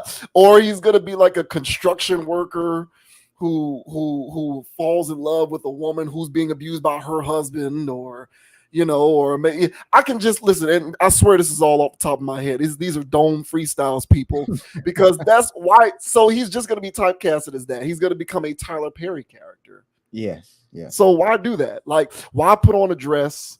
Why beat up another man who's abusing his wife? Why play the man who's being cheated on by his wife? That's another one. Correct. He'll also be the cuck who's getting cheated on by his wife, who's unfaithful and doesn't respect him. Or he'll be somebody who needs to struggle and pull up his bootstraps because the world doesn't respect his new invention. It's always some victim movie. The theme of whatever. I think you should be a Tyler Perry writer, bro. You're crushing this right. There's like all of these Tyler Perry. The only time Tyler Perry is not involved in some form of typecasting is when he is an actor in another director's movie. But if it's his own stuff, for sure, the typecasting will go down. So yeah, he don't need none of that, bro. Listen, Alfonso, keep doing your thing, hosting these shows, man. It's all good, bro. I don't think anybody is looking at you any less than, per se. Now I get it. If he wants to be a part of the acting ecosystem, and that's just a fire that he has burning in him, I'm not going to take nothing away from him. But I 100% can agree with his sentiment in not wanting to be typecast. Because who wants to be viewed one dimensionally like that? Like, no one likes that. Like, even if you're not an actor, just life in general, no one human is one dimensional in that way. And it becomes aggravating when people identify you as that one thing. Trust me, I've dealt with that personally. So, like, I feel him, but the Tyler Perry route is not the move. It's not. Because all you're going to do is jump back into the typecasting bucket, albeit within a different context. So I concur with him. Stay away from the Tyler Perry stuff. Yeah, I mean, if you wanted to be viewed as a, Sidney Poitier or Denzel Washington when he first got started, yeah, that's over. That's not going to be a thing. But there's nothing wrong with these checks, bro, from these TV shows, bro. Because I know America's Funniest Home Video. I know that's got to be paying pretty damn good. Yeah. And Dancing with the Stars, get out of here, bro. That's a bag. So, I'm pretty sure he's content. And there's also this thing where, there's a merit in playing a role so good that's what everybody remembers you as. So, if you want to look at acting like that, so there's a lot of positives that he can take away from his life and his legacy and his career. And that's probably why he can talk with so much cash money. I don't need Tyler Perry movie money. I don't need to degrade myself like that. And if you do want to have a revolutionary turn of his career where he's actually getting in his bag and acting, Tyler Perry is not going to be the person I consult. And I don't really think it's a thing where, this guy has any bad race relations. It's not like he's blackballed from the industry. This guy can get in with any director, anybody or whatever, so you don't have to settle for, and it's not like, listen, Tyler Perry, for whatever it is, I don't know why I know why, he was effective at first and now he's just riding a wave and it just is what it is. But there's still this thing of there's a lot more talented Black directors than him. They not everybody's sponsored like this guy is. So if somebody was coming at the angle of, oh yeah, he was just going to a Black director, it's like, okay, well, I'm pretty sure there's better, more creative, Black directors out there. The guy that did that movie with Jay-Z or whatever, that movie, about the biblical Jesus and type thing or whatever, like, that guy, any other body, so there's other Black directors. You got Antoine Fuqua. He done a lot of movies with Denzel, Training Day and Magnificent 7, Training Day, a bunch of stuff that he's done. Equalizer, same guy who did Equalizer. Yeah. Okay, so there's guys out there, and if Carlton, honestly, you know what I'm saying, because they had Queen Latifah playing an Equalizer character. So if they had Carlton playing an Equalizer character, you don't think that's going to change people's perspective on this man? So I'd rather sign up for an Equalizer role than the Tyler Perry SA DV character. Okay. So Tyler Perry, get out of here. The Boondocks nailed this guy spot on, man. This guy to me is just a clown. So good job, Mr. Rivero. Yeah, man. I'm with him, man. Yeah, you don't need that. You don't need that. There's a lot of other avenues that you can go for sure. That's not stop. I hate that crap. And someone thinks of some, Tyler Perry, getting like, no, we don't. Well, I don't give a shit, but for his sake, why leave one typecasted bucket to jump into another? I just don't see the point in that. So, shouts out to Alfonso Ribeiro, man. Yeah, for sure. Hey, and let us know, guys. Do you guys agree with Mr. Rivero here? Do you feel as though that he don't need Tyler Perry or his typecasting stuff, or do you think he's sleep? You feel like, honestly, him being in the Tyler Perry movie actually do him some good? I already doubt that. Let us know, though. Yeah, I don't think so either. Try again, my friend. Yeah. And for the second week in a row, we are going to discuss comments made by Candace Owens, and this time Cardi B is involved. Candace Owens took to social media to talk about how she thinks adult films need to be banned. And Cardi B doesn't understand why. Cardi B's like, what's the big deal? Why are y'all so mad with adult films. Who cares? So it was they weren't necessarily going back and forth at one another, but it was one of those conversations that kind of went semi-viral on like Twitter because the comment section kind of went crazy with people giving their 2 cents. So they're kind of two polarized perspectives, but also kind of not really, if you kind of look at it. But they kind of, it's being framed as a debate, but I don't really kind of look at it that way. I think they kind of both gave their perspectives on it, and it just kind of ended there. But this says Cardi B and Candace Owens debate whether porn should be banned. Two of the most outspoken voices on social media have been going back and forth recently over the ethics of not safe for work content online. From the music world, there's Cardi B. Sonically, she's one of the most hard-hitting rappers around right now and one that never holds anything back in her songs. Contrasting her from the world of politics is Candace Owens, the controversial conservative figure who has faced massive backlash for years as a result of many of her takes. Most recently, the two found they disagreed over the existence of porn online. Ban pornography. It is a psychological weapon intended to weaken our men, Owens said in a tweet, sparking the original debate. As you'd expect, many of the replies and quote tweets to her post disagree wholeheartedly with the premise. That includes Cardi B, who saw Owens' original post through an Instagram blog and left a comment refuting her approach. OMG, why y'all so against porn? Is it that bad for y'all? I enjoy it, but I don't know. I guess like a 6 times a year thing. I personally don't feel no connection or addiction to it. Just a little quick one to nothing like real intimacy. Her comment reads, I think what she's saying is it's nothing like real intimacy. Check out the original Candace Owens tweet that sparked the entire debate below. So there is the tweet there. So Cardi B fans are still wondering whether or not they'll get a new album this year. Cardi herself tweeted that she was taking 2024 off, but ultimately deleted the tweet. So that's kind of not relevant to the actual subject matter. But Candace Owens is proudly conservative. She's proudly traditional, and she doesn't care about expressing her traditional viewpoints online.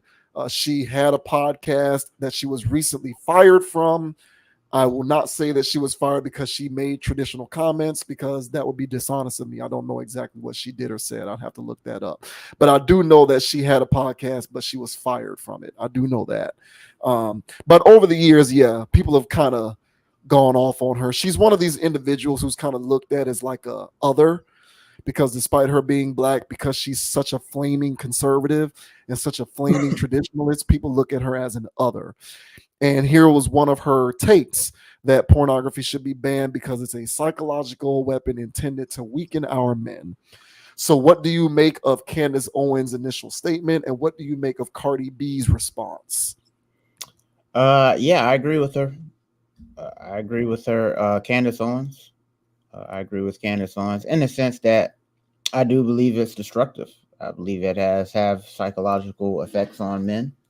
I mean, there's enough studies out there that have scientifically proven that watching pornography like rewires the brain. And God knows how many hours that gets logged in, what that actually does to your brain traffic. But I'm sure it's being channeled in the wrong areas. And so when it's time to leave the house and to go achieve, a lot of that desire and fervor to get that done is gone. And so there's a lot with the access of it being in people's phones, laptops, whatever, and they could just have access to it wherever there's Wi-Fi. The accessibility of it and the pervasiveness of it is concerning. Even at the height of like the internet first like blowing up and these websites and stuff was out there. Even as a patron, I'm around here looking for more sites. I ain't mad at this. But then at the same time, while I'm looking for these things, I can't find a CD, a movie like this. I can't find, my favorite rap album, my favorite movie this easily. But I'm finding copywritten trademark stuff on free websites. None of it was making sense. I was like, shouldn't this be illegal? So I have a philosophy that whatever is being promoted or forced or allowed is probably not a good thing.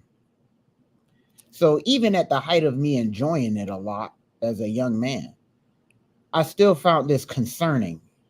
And then I did realize a correlation between that activity and go up and get them this. So the cool thing about it is there was the moments where I was a single person and it was going rampant. And then I would get into relationships and it would taper down drastically. I got I got somebody to do this for me. All this other stuff. In those moments where I was in the committed relationship, we just sit here and doing that stuff, whatever. The levels of clarity, the levels of wanting to do and all that, it's a vibe that I can really dig. But then, I'm back out here on the market and it's not as readily available. And I'll say, all right, well, then crank up the websites again. But then as I'm getting in it, I'm noticing trends and patterns in my behavior going along this journey. And then, then it really dawned on me. I would hear stuff here or there and I'll tune it out because this is my dopamine of choice. Then I would sit there and I go, you know what? There's a point to all of this. And I'm noticing, not just through me, through other men, that I can tell that guys are content with not getting women. And then there's this whole thing going on online where these guys was like, hey man, I don't need a woman. I don't need. So what you doing then, bro? What are y'all doing? And I'm sure there's a correlation between OnlyFans subscriptions, website logins, for these guys that feel like, that feel like they don't need a woman. Somehow, some way we got into this thing, guys got into this boat of, I don't need no woman, like women run around like saying they don't need no man. Like, it's ridiculous. And I don't even know how that's going to sustain itself. So overall, I really think that this has that pornography has really thrown in a wrench into how male-female relations work. They'll come in bringing this fantasy stuff to a woman that's like Cardi B that only watches it 6 times a year. See, women they're on a different timeline. Even though I know they watch it, they're on a different timeline with this.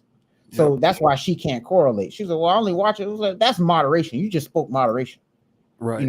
Guys go into OD mode. You'll catch a dude dehydrated in a closet somewhere if you gave him too much access. All right. So the issue here is that part of what I believe in all that is, rigmarole between males and females, I believe that pornography is somewhere within that equation mucking things up.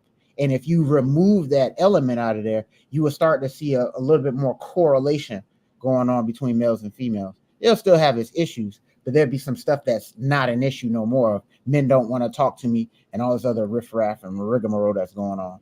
So what are your thoughts, sir, on Miss Candace Owens laying into pornography, saying that it's unnecessary, and then Miss Cardi B saying, hell, I watch it 6 times a year. What's wrong with that? Yeah, Cardi. What are your thoughts? Yeah, Cardi B is on 6 times a year. Of course, there's no problem. Of course, you don't think there's a problem with it. You don't really watch it like that. Like Correct. Like in the grand scheme of things, 6 times a year is nothing. But women and men, and I've said this many times before, we are not the same. We live fundamentally different realities. So you're hard pressed to find a woman who is on this stuff as much as a man, because pretty much since a woman was 12 years old, she was getting offered the real thing, like on a regular basis, to where she has access to it on a regular basis. Why resort to consuming that when you don't have to? Whereas on the flip side, for men, because men have to go out and seek it and essentially work for it, there's a tendency to find an easy out when you have to work for stuff. We talked about circumvention and finding quick corners in previous topics tonight on this stream. This is no different. Okay, well, sometimes a guy can get tired and exhausted of having to work for stuff. Okay, well, what's a quick fix? What's an easy out? This is one of those easy outs. So I hear what Cardi B is saying, but she also doesn't think it's a big deal because as a woman, her consumption of it is way different than the typical consumption of it for a man who consumes it. I would gather. So her comments are kind of like understandable given who she is as a woman. But I completely agree with Candace Owens. And for the record, I'm one of those people who doesn't really see how what she says is so bad. A lot of times, like, certain things that she says, I can get how it will trigger people. But there's a lot of things that she'll talk about. And I'm like, why is it so bad? Is it because she said it? Yeah. So like if like who needs to say it for it to make sense? Is it the messenger or the message itself? Because when she says stuff, it's like I don't really see the problem in what she's talking about here.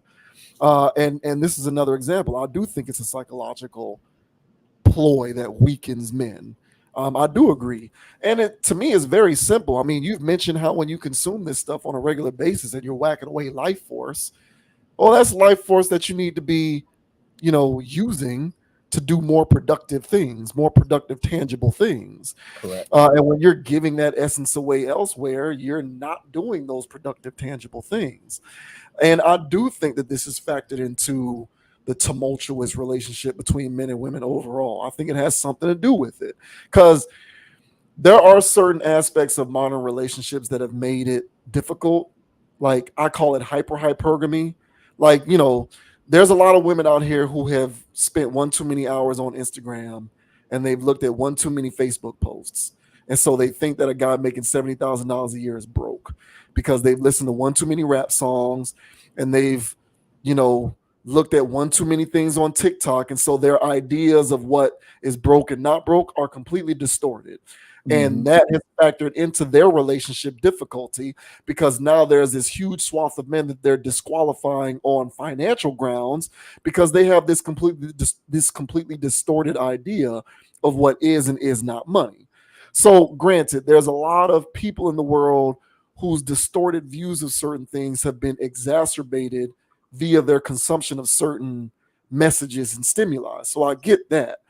But there is this thing that is also complicating it. And when you got guys out there who just don't have the motivation or the will to go and get it in real life because the laptop and the tablet is just so much easier and convenient, it is making things a little more difficult. It is reducing the amount of masculine men in the population. It is reducing the amount of assertive men in the population.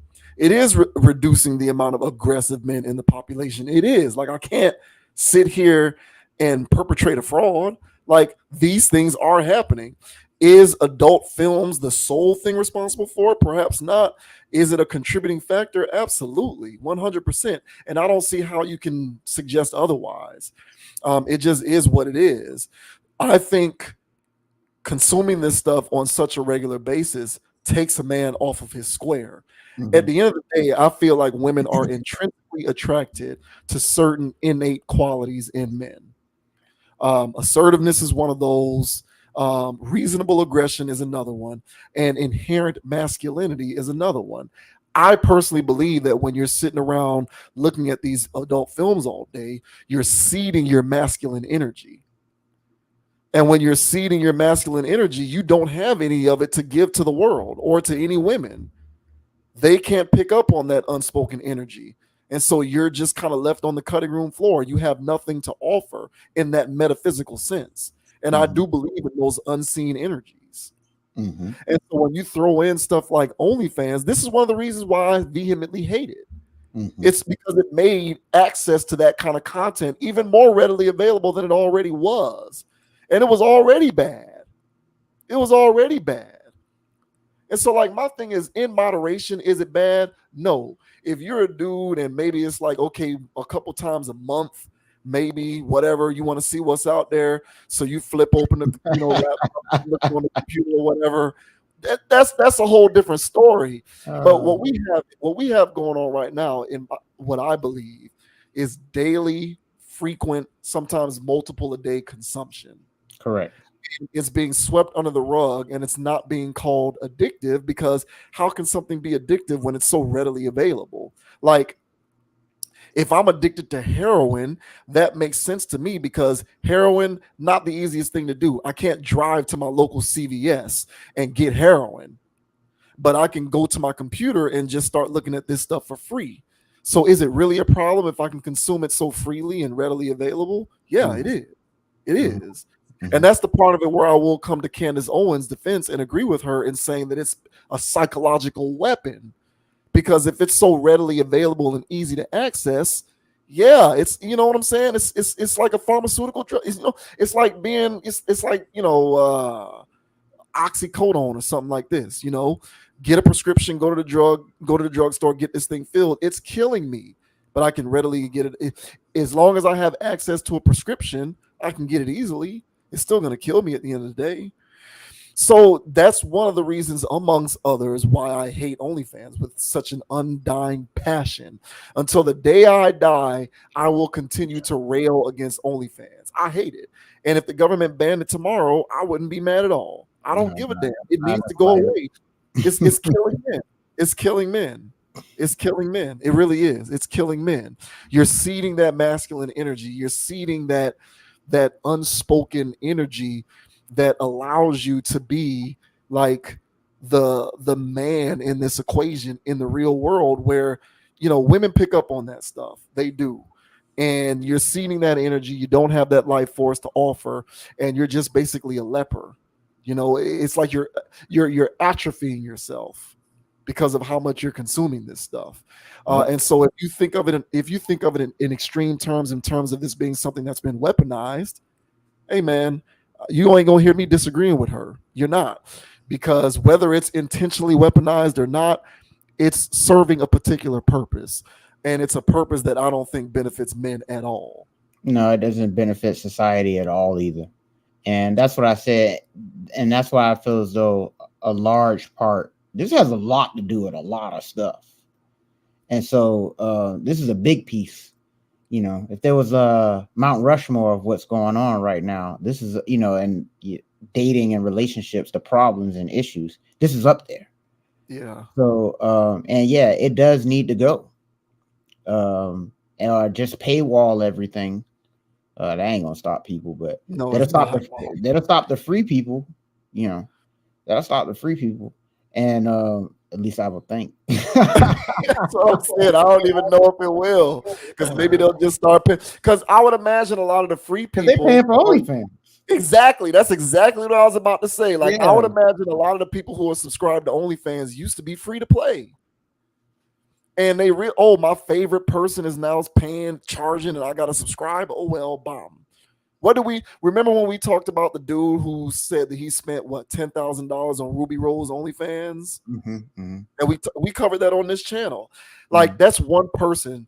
How many people do you think, reasonably speaking, maybe that, because that sounds like an extreme case, but let's say 10% of that, how many guys do you think are out here spending his money like this? Oh yeah, it's happening. Yeah, and if you don't think that is having an adverse effect on nuclear families, homes, parenting, relationships, marriages, I think you are being a bit naive in terms of not understanding the weight or the gravity of this. So once again, everyone wants a world rife with anarchy. Let's just live in a world where everyone can indulge in whatever vice they want, and to hell with the consequences. But as you said many times before, if you think that this is going to be okay 50 years from now, good luck. Everyone have at it. Everyone have fun doing whatever you want, and let me know in 100 years if you like the world you live in. Yeah, and they've got campaigns out there, for the no fapping guys and stuff like that. And whenever I see that, I'm in favor. Some of those guys get a little too extreme and weird too about stuff, but I still like the premise of, hey guys, I like the fact that there's a narrative out there that this isn't benign. Like whatever this stuff is, like as you mentioned, it's a drug, and because it's free on your phone, people don't see it that way. That's a very good point. People just think that it's very casual, and then somewhere in the 2000s, it just became casual that everybody watches it. Yeah. and meme culture leans into it and a whole bunch of things. So yeah, there's generations that got caught up in this addiction wave and don't see it as an addiction. But women have been hollering a lot lately. They've been hollering a lot lately about guys not stepping up to things. And I think, as you mentioned, for them giving out their life force for free, they don't have anything to present to the world. I think that's also a very good take. So, yeah, man, it's not as benign as we think, fellas. All things in moderation, player. All right, yeah. All things in moderation, man. I ain't tell you how to live your life, bro, but I'll say that though. You know what I'm saying? Yes, moderation is the key, man. It's got to be, man. Like, this is what I'm saying, man. I'm at the point where it's the last thing that I'll say. I'm at the point where I am strongly considering, because like when I have my own children, I'm gonna be doing the parental blocks on websites, and I'm gonna be doing all that stuff. I'm gonna be making, you're gonna access the children's account on the Netflix. You're not watching the regular account. I'm gonna have parental locks on everything. I'm gonna prevent my kid as much as I can from having access to this stuff, because if they get into it too early, it's gonna corrupt the hell out of them. It just is. So, you just have to take certain measures. And a lot of things that I like to say, man, is like, look, don't let the world bully you into feeling as though you have to rear your household in a particular kind of way. If you feel as though there are certain measures that you need to take that are for the betterment of your own family, then take those measures. Don't buy into this whole idea that everything needs to just be deregulated and not monitored and just easily accessed and everything's okay, and you don't discipline kids and you don't set rules and there's no boundaries. No. Boundaries, set up the boundaries, set up the rules, not just with raising your kids, but look, everybody, look, you have boundaries, establish them. And if they can't be respected, then you don't need those people around.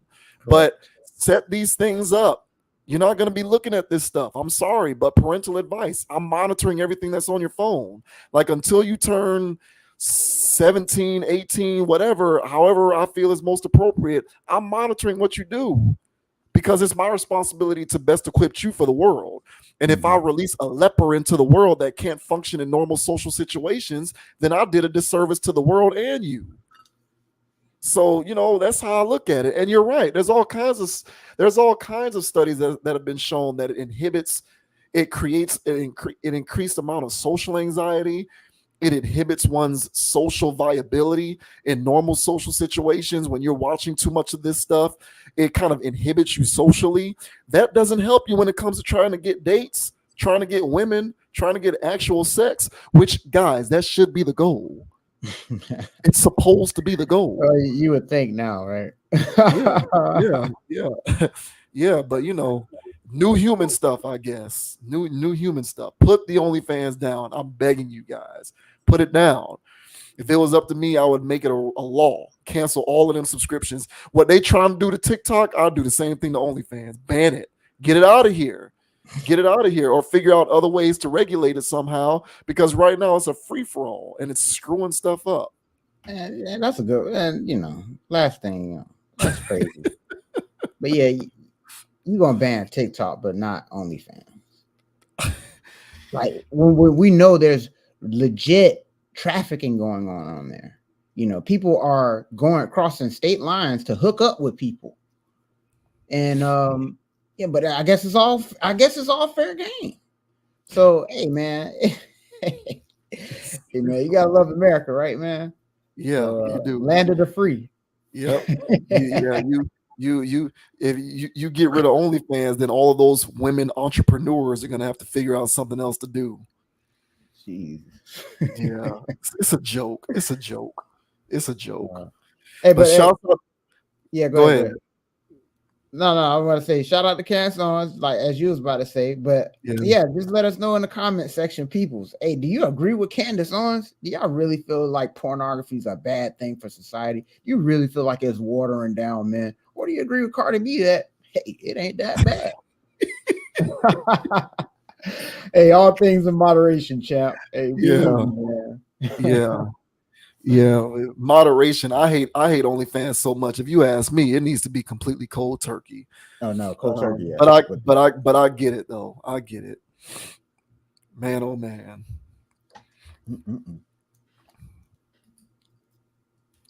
Last up, we are going to discuss this recent controversy involving uh, a security guard who's gotten into it with a few people at the Cannes Film Festival. Kelly Rowland is probably the one that's the most notable. Well, there's video of her kind of getting into it with this woman who's like apparently being a bit aggressive in terms of how she's going about doing her job. And it's just, I thought Kelly Rowland was the only one, but then when you showed this to me, apparently there have been other people who have been involved with this particular security person. So it's become a bit of a story because people are trying to figure out if there's an angle or a particular controversy to this. Because it's Kelly Rowland who was involved, I was kind of waiting around to see if race was going to be a part of this discussion. And at first I thought it wouldn't be, but then it did. So, they didn't let me down. There was an angle of race that got introduced with this discussion. So we'll go ahead and talk about this real quick. It says breaking down the security guard incidents at Cannes Film Festival. One female security guard from the 2024 Cannes Film Festival is making headlines for her interactions with various celebrities on the red carpet, and many have suggested that race may have played a factor in the incidents. Kelly Rowland attended the Marcello, I'm going to say Marcello, Mio movie premiere on May 21st, and videos circulating on social media showed two security guards ushering her up the Palais des Festivals staircase. The aforementioned female guard was one of the red carpet ushers with Rowland and put her hand up behind the singer's back as she walked up the staircase while turning around and waving to fans. While the second security member appeared to walk away, a visibly frustrated Rowland turned around and said something to the female guard, who continued to leave her arm up.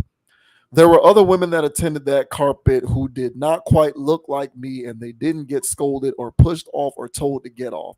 I stood my ground, and she felt like she had to stand hers, Rowland told the Associated Press days after the now viral red carpet moment.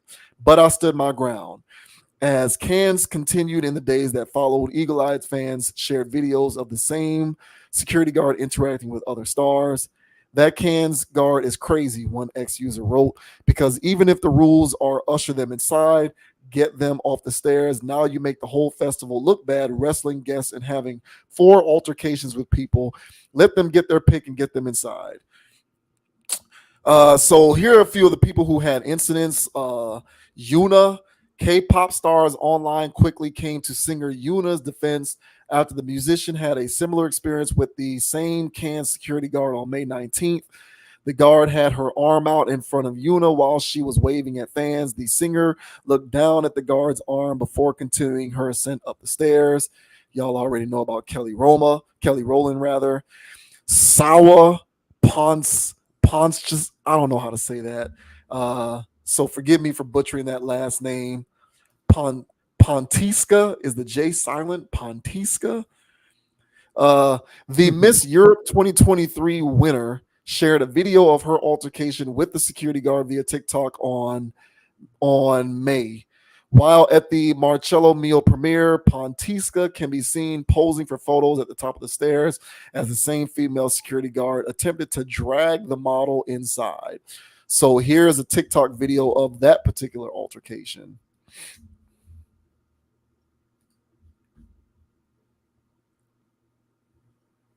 It's crazy.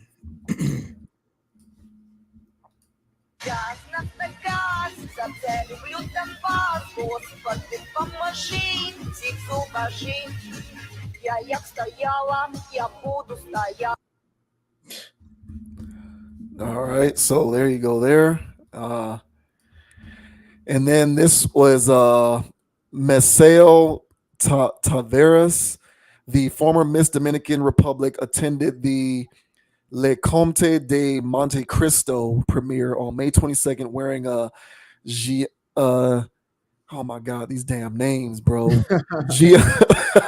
Giannina Azar gown that featured a 15-foot train adorned with a portrait of Jesus Christ.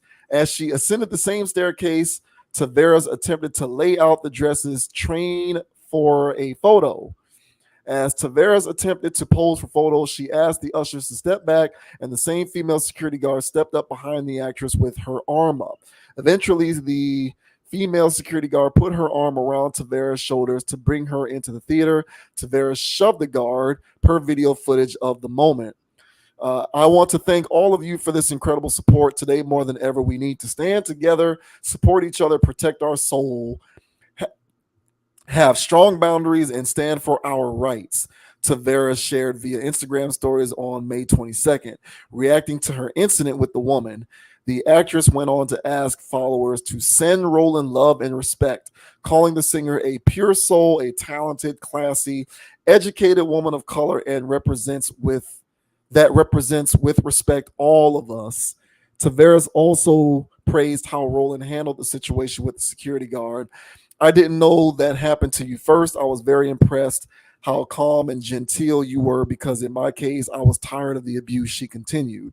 Black woman matters. We are not going to be in silence on situations like that. We need respect. It's enough. I hug you, Queen. Hashtag Kelly Rowland. So that was the Dominican Republic's former Miss Dominican Republic 2023. No. Well, it doesn't say what year she was Miss Dominican Republic. It just says she's a former Miss Dominican Republic. So there you have it. So just to give everyone an idea of what some of these individuals look like. So this is what the Yuna woman looks like. She's like a Korean actress. So that's the Yuna woman. And then here is the Ukrainian model, Sawa Pontiska. I don't know if the J is silent, but that makes it easier for me to say. I'm fucking with it. But this is what Sava Pontiska looks like. Okay. So, because they're suggesting that race may have played a role in how the security guard handled this situation. So just to provide context, I wanted to put that out there. But what do you make of this? What do you make of the security guard dust up at the Cannes Film Festival? Do you think it was racially motivated, or what do you make of it? So here's my thing with this thing, because when I was watching it and I was saying that, red carpet event, Kelly Rowland, blah, please, and her getting into it with the security guard, and I'm like, hey, what's this about? What's this, the Met Gala, or what is it, the Oscars? And it was like the Cannes Film Festival. Like, what the hell is that? It's a big deal. It's a big deal. Yeah. I have no idea. I've never heard of it. Right? It's not a fugazi. It's like, I've never heard of this. So I was like, okay. What I think, why this? I don't know. But I think what this has done is it put eyes on their event. I think this is a publicity stunt. And I also think that Kelly Rowland was right, and she was also wrong. She was wrong in a sense that it wasn't racially motivated, because there was other people. And she's right in the sense that in my analogy is that she is right. It was race related because, they needed a black person to do a tutu. So they grabbed the black woman, they grabbed the Asian, they grabbed the Hispanic woman, and they did it to them all. And everybody from all these communities that wants to tisk and wave their finger at this academy have now heard of this Cannes Film Festival situation, because I've never heard of it. So to me, this comes off as publicity. This comes off as their new age way of doing things. I've called out the Chris Rock, Will Smith thing, the John Cena naked at the Oscars thing. I think they do stuff now to go viral. And I feel as though this was a go viral kind of situation that they've been leaning into this past week for this festival that I've never personally heard of. Now I do. And I feel like that was the intent behind this. So what are your thoughts, though, on this Cannes Film Festival? Kelly Rowland's, all these people going through it with the security lady. What are your thoughts? I know about the Cannes Film Festival. It's a pretty big deal. It's an annual film festival in France every year. I used to be more into movies than I am now. Um, back in the day, several years ago, when I was more into movies, you learn about, there's other film festivals too. There's the Tribeca Film Festival. Those are some of the big ones. Tribeca, Cannes. So I know about the film festivals because I used to be more into movies. So I do know that within the international film industry, because that's not an American event, it's a pretty big deal. It's like Met Gala ish in terms of its appeal on an international level. But obviously, if you're not really into like the industry of movies like that, then I'm not surprised that you wouldn't know that it existed. So it is a big deal, and I feel like they get enough attention without viral moments to go the route of it being a publicity stunt. Although I will say that does not mean that they don't benefit from it happening. So I won't necessarily go so far as to say they orchestrated it in order to create a viral moment, but I will say that in lieu of it happening, there's greater awareness of the festival because viral events just naturally create more awareness. That's just kind of how it works. In saying that, I will say that I don't think that this was a racially motivated event, but I just think that people like to find the racial angle and stuff because it's convenient, and if you squint your eyes hard enough, you'll always be able to do it. And no one's necessarily going to bat an eye or disagree because, the notion that race is inherently rooted in everything is believed on such a large scale that if you take it there, people are at least willing to entertain the conversation. And I think that people just want to be a part of the fabric of that conversation, no matter who they are. They want to be people in corporations these days. One thing that I've learned kind of watching how the internet works, especially after 2020, I don't care if it's an event, a person, they can be a famous person, a celebrity, it can be a corporation. I don't care what it is. All entities that have some kind of influence want to be perceived as being on the right side of history, even if making sure that you're perceived on the right side of history involves you conjuring up an event so that you can show the world, hey, look at this, I'm on the right side of history. So like with this thing going down, I don't think that this guard was racially motivated with what she was doing. I think she's overzealous. She's one of those people that's just like too gung-ho with her job. Like, calm your ass down. You don't need to be that over eager.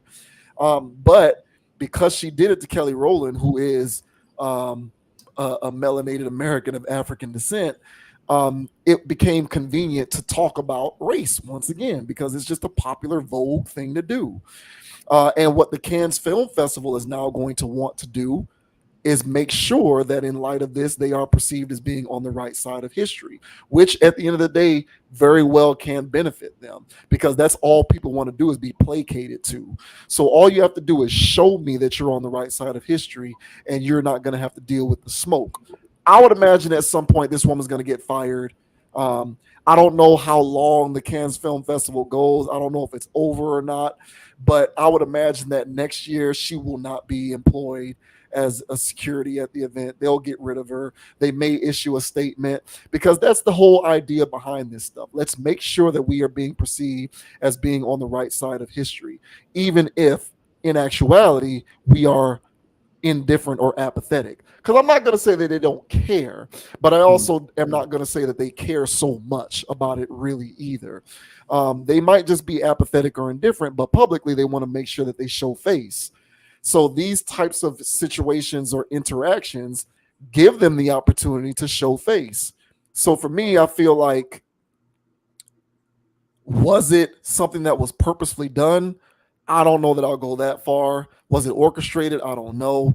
But is it going to benefit them because they can show, like any other corporation, especially over here in this country, let's make sure we're showing the world that we're on the right side of things and we won't stand for this. We won't tolerate it. Yeah, they'll probably be able to piggyback off that opportunity because it's just going to give them the good PR that they need to make sure that they satiate the public who is in dire need of just being placated to all the time. And the one last thing that I'll say real quick is this is one of the things that makes me uncomfortable with these race conversations is I've always like said, let's make sure that whenever we're invoking race in any conversation, that it's kind of clear and not murky and up to interpretation. And the only reason why I say that is because when some actual stuff does go down and you do want to bring it up, people might ignore you because you just are going to bring it up willfully under any circumstance. And so you kind of have to make sure that it's palpable enough that it's actually present, because you don't want people becoming so desensitized to the idea of race being the element in something that they just kind of roll their eyes and ignore you whenever it actually does happen for real. And whenever you're doing it with these kinds of goofy Hollyweird events like this, these superficial, rubbing elbows, $10,000 dress wearing events where it's like, no, who really cares at the end of the day? Who gives a shit? Like, none of these people are being adversely affected by actual systemic problems because they're all wealthy beyond the constraints of having to deal with it. So who really gives a damn at the end of the day? But when you try to invoke it under those parameters within this kind of event, people are going to roll their eyes, I feel, myself included. It's going to be like, I don't care. Because when the real stuff goes down, I'm so desensitized, or rather the world at large is so desensitized because y'all bring it up so much, no one's going to want to pay attention. So that's my whole thing with that, is just be careful with that stuff, because when you overuse a weapon, you're eventually going to run out of bullets. So good point there. And I still think that this is rigmarole, publicity stunt type things, and we're dealing with actors and other things. Like, I don't trust any of these guys. So, yeah, sorry. I feel you. I feel you. I don't. I'm not even going to hate on. I'm not hating on your skepticism. Yeah. Because me personally, I mean, it was everywhere. It was all in my feed. I'm seeing Kelly Rowland snap away and do all that stuff. I'm like, what's this? Who's she mad at? Well, because they want to start a race conversation about Cannes Film Festival. That's why it's in your feed, because they want that's what they want to do. Let's talk about how the Cannes Film Festival is racist. Yeah, well, and it's controversy on controversy, and people, engagement, people, all this type of stuff going on. So I'm like, I never heard of this Cannes. I probably did in passing, critically acclaimed something. I'm watching a trailer that say at the Cannes Film Festival they gave it a 9.5 out of 10. I don't know what these things are, So, but I just felt like they just tried to reach a lot of demographics with this. That's why they span across different people. Just trying to, kind of like how the NFL did this past season with that Asian Chargers fan. I just feel like these people be doing stuff now. Like, you can't trust what you're seeing anymore. And so, so I'm in that boat where, I'm kind of skeptical of this. So I'll monitor this. We'll see what they do with the lady, if they fire her, if she's back next year. I got her coming back next year, bro. I got the over on that. We can bet. We can bet. It should be a prize picks over under on that thing. I got the over on her being there next year and doing it again. I feel like she's going to be a staple, and people are like, she's back at it again, guys. I feel like that's going to be a thing. And if they do that, I might actually start paying attention to this Cannes thing. Because, hey, man, I like their style, if that's what they got going on. Hey, man, we could put a parlay on it. We can bet. I'll take the bet on her not coming back. And you'll take the bet on her coming back. I'll take that bet. I gotta coming back, bro. I'm a timestamp this one, bro. I'm gonna revisit this later. We'll see. Oh man. I just think that's the reason why I showed up in your feed is because that's just all they're gonna. It's just, and it's what makes me. I'm just so tired of this stuff. Race has become a publicity move, It is. Yeah. So I hear what you're saying. Everything is just like, if there's something that happens and it's a bit disconcerting, let's make sure that we can find the angle to tackle it on a racial level. Correct. And it's become so exhausting. And I can easily ignore it because I know what the game is. But my whole thing is, y'all gonna be hollering, crying, and complaining when some real stuff goes down and don't nobody want to listen because y'all done emptied that whole clip on meaningless stuff like the Cannes Film Festival. Correct. So, you know. But I feel you, bro. I'm not hating on your skepticism. I'm not saying you're wrong. I guess I'm just trying to be the counterpoint to the counterbalance to where you coming at it with, because it's so sad, this idea that you can't trust what you see. But I hear what you're saying. But these days it's true. You can't. You don't know what's real and what's fake anymore. It's messed up. It's crazy. I know. Be safe, y'all. Be safe, man. Shit. Oh God. But we're gonna go ahead and close it on that note, folks. Conscious Approach in the books, another live stream, another successful recording. Thanks to everybody who was tuning in.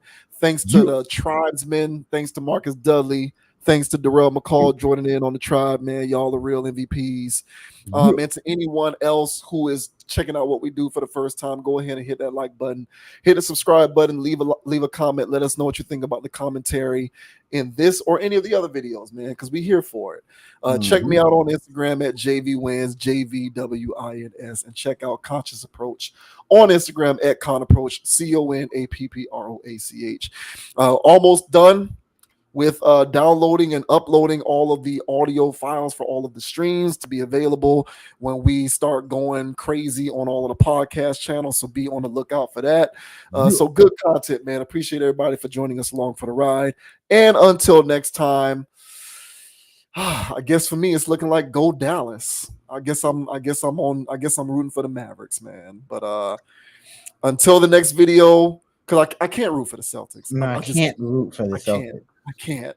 So until next time, everybody be easy, stay on your square, have respect for people in public spaces, and I guess I'm Team Mavericks. Yeah, unfortunately, I'm Team Mavericks too, man. I cannot cheer for that's like cheering for the Patriots. Sorry, Boston. I guess I don't jive with y'all up there. All right. But hey guys, it's Dogon SS, as you already know. All right. Now you can find me on Instagrams at Dogon_SS and on YouTube at Dogon SS. Also on TikTok. I am. All right. Now I don't post no videos just yet, but my comments be going hammer. Go check me out over there on TikTok, Dogon_SS. Now, as I say on every pod, guys, don't be too high, don't be too low. Keep it calm, keep it chill, keep it plug, and don't let anybody get you off your pivot. So until the next time, my peoples, go Mavericks. Ew. And we'll catch you guys on the next one. Screw. Yeah. Shouts out to Kyrie, man. I'll be rooting for Kyrie to get one. And shouts out to PJ Washington too. I'm gonna be rooting for PJ Washington to get one because and he's gotta watch that. He's gotta watch that. Well, PJ gotta watch that stink off of him. PJ gotta watch that Brittany Renner stink off of him. So shouts out to PJ Washington and Kyrie, man. I'll be rooting for him. Oh, and fella, put the OnlyFans down. Please put it down. Put the OnlyFans down. Cancel all your subscriptions. Get away from it. Take that money you spend on OnlyFans. Go and get you a fresh fit. Get you a haircut. Get your haircut every week. You know what I'm saying? You know, get out there and get your lumps in, man. These women are lapping us in the field. So put the OnlyFans down, please. But yeah, on that note, we'll catch y'all later. Another episode in the books. We out. Peace. I know you want Brittany. Hey, Brittany. Hey, send some to JV Wins, man. DM this man. I know you want him. You ain't gonna catch me in no book.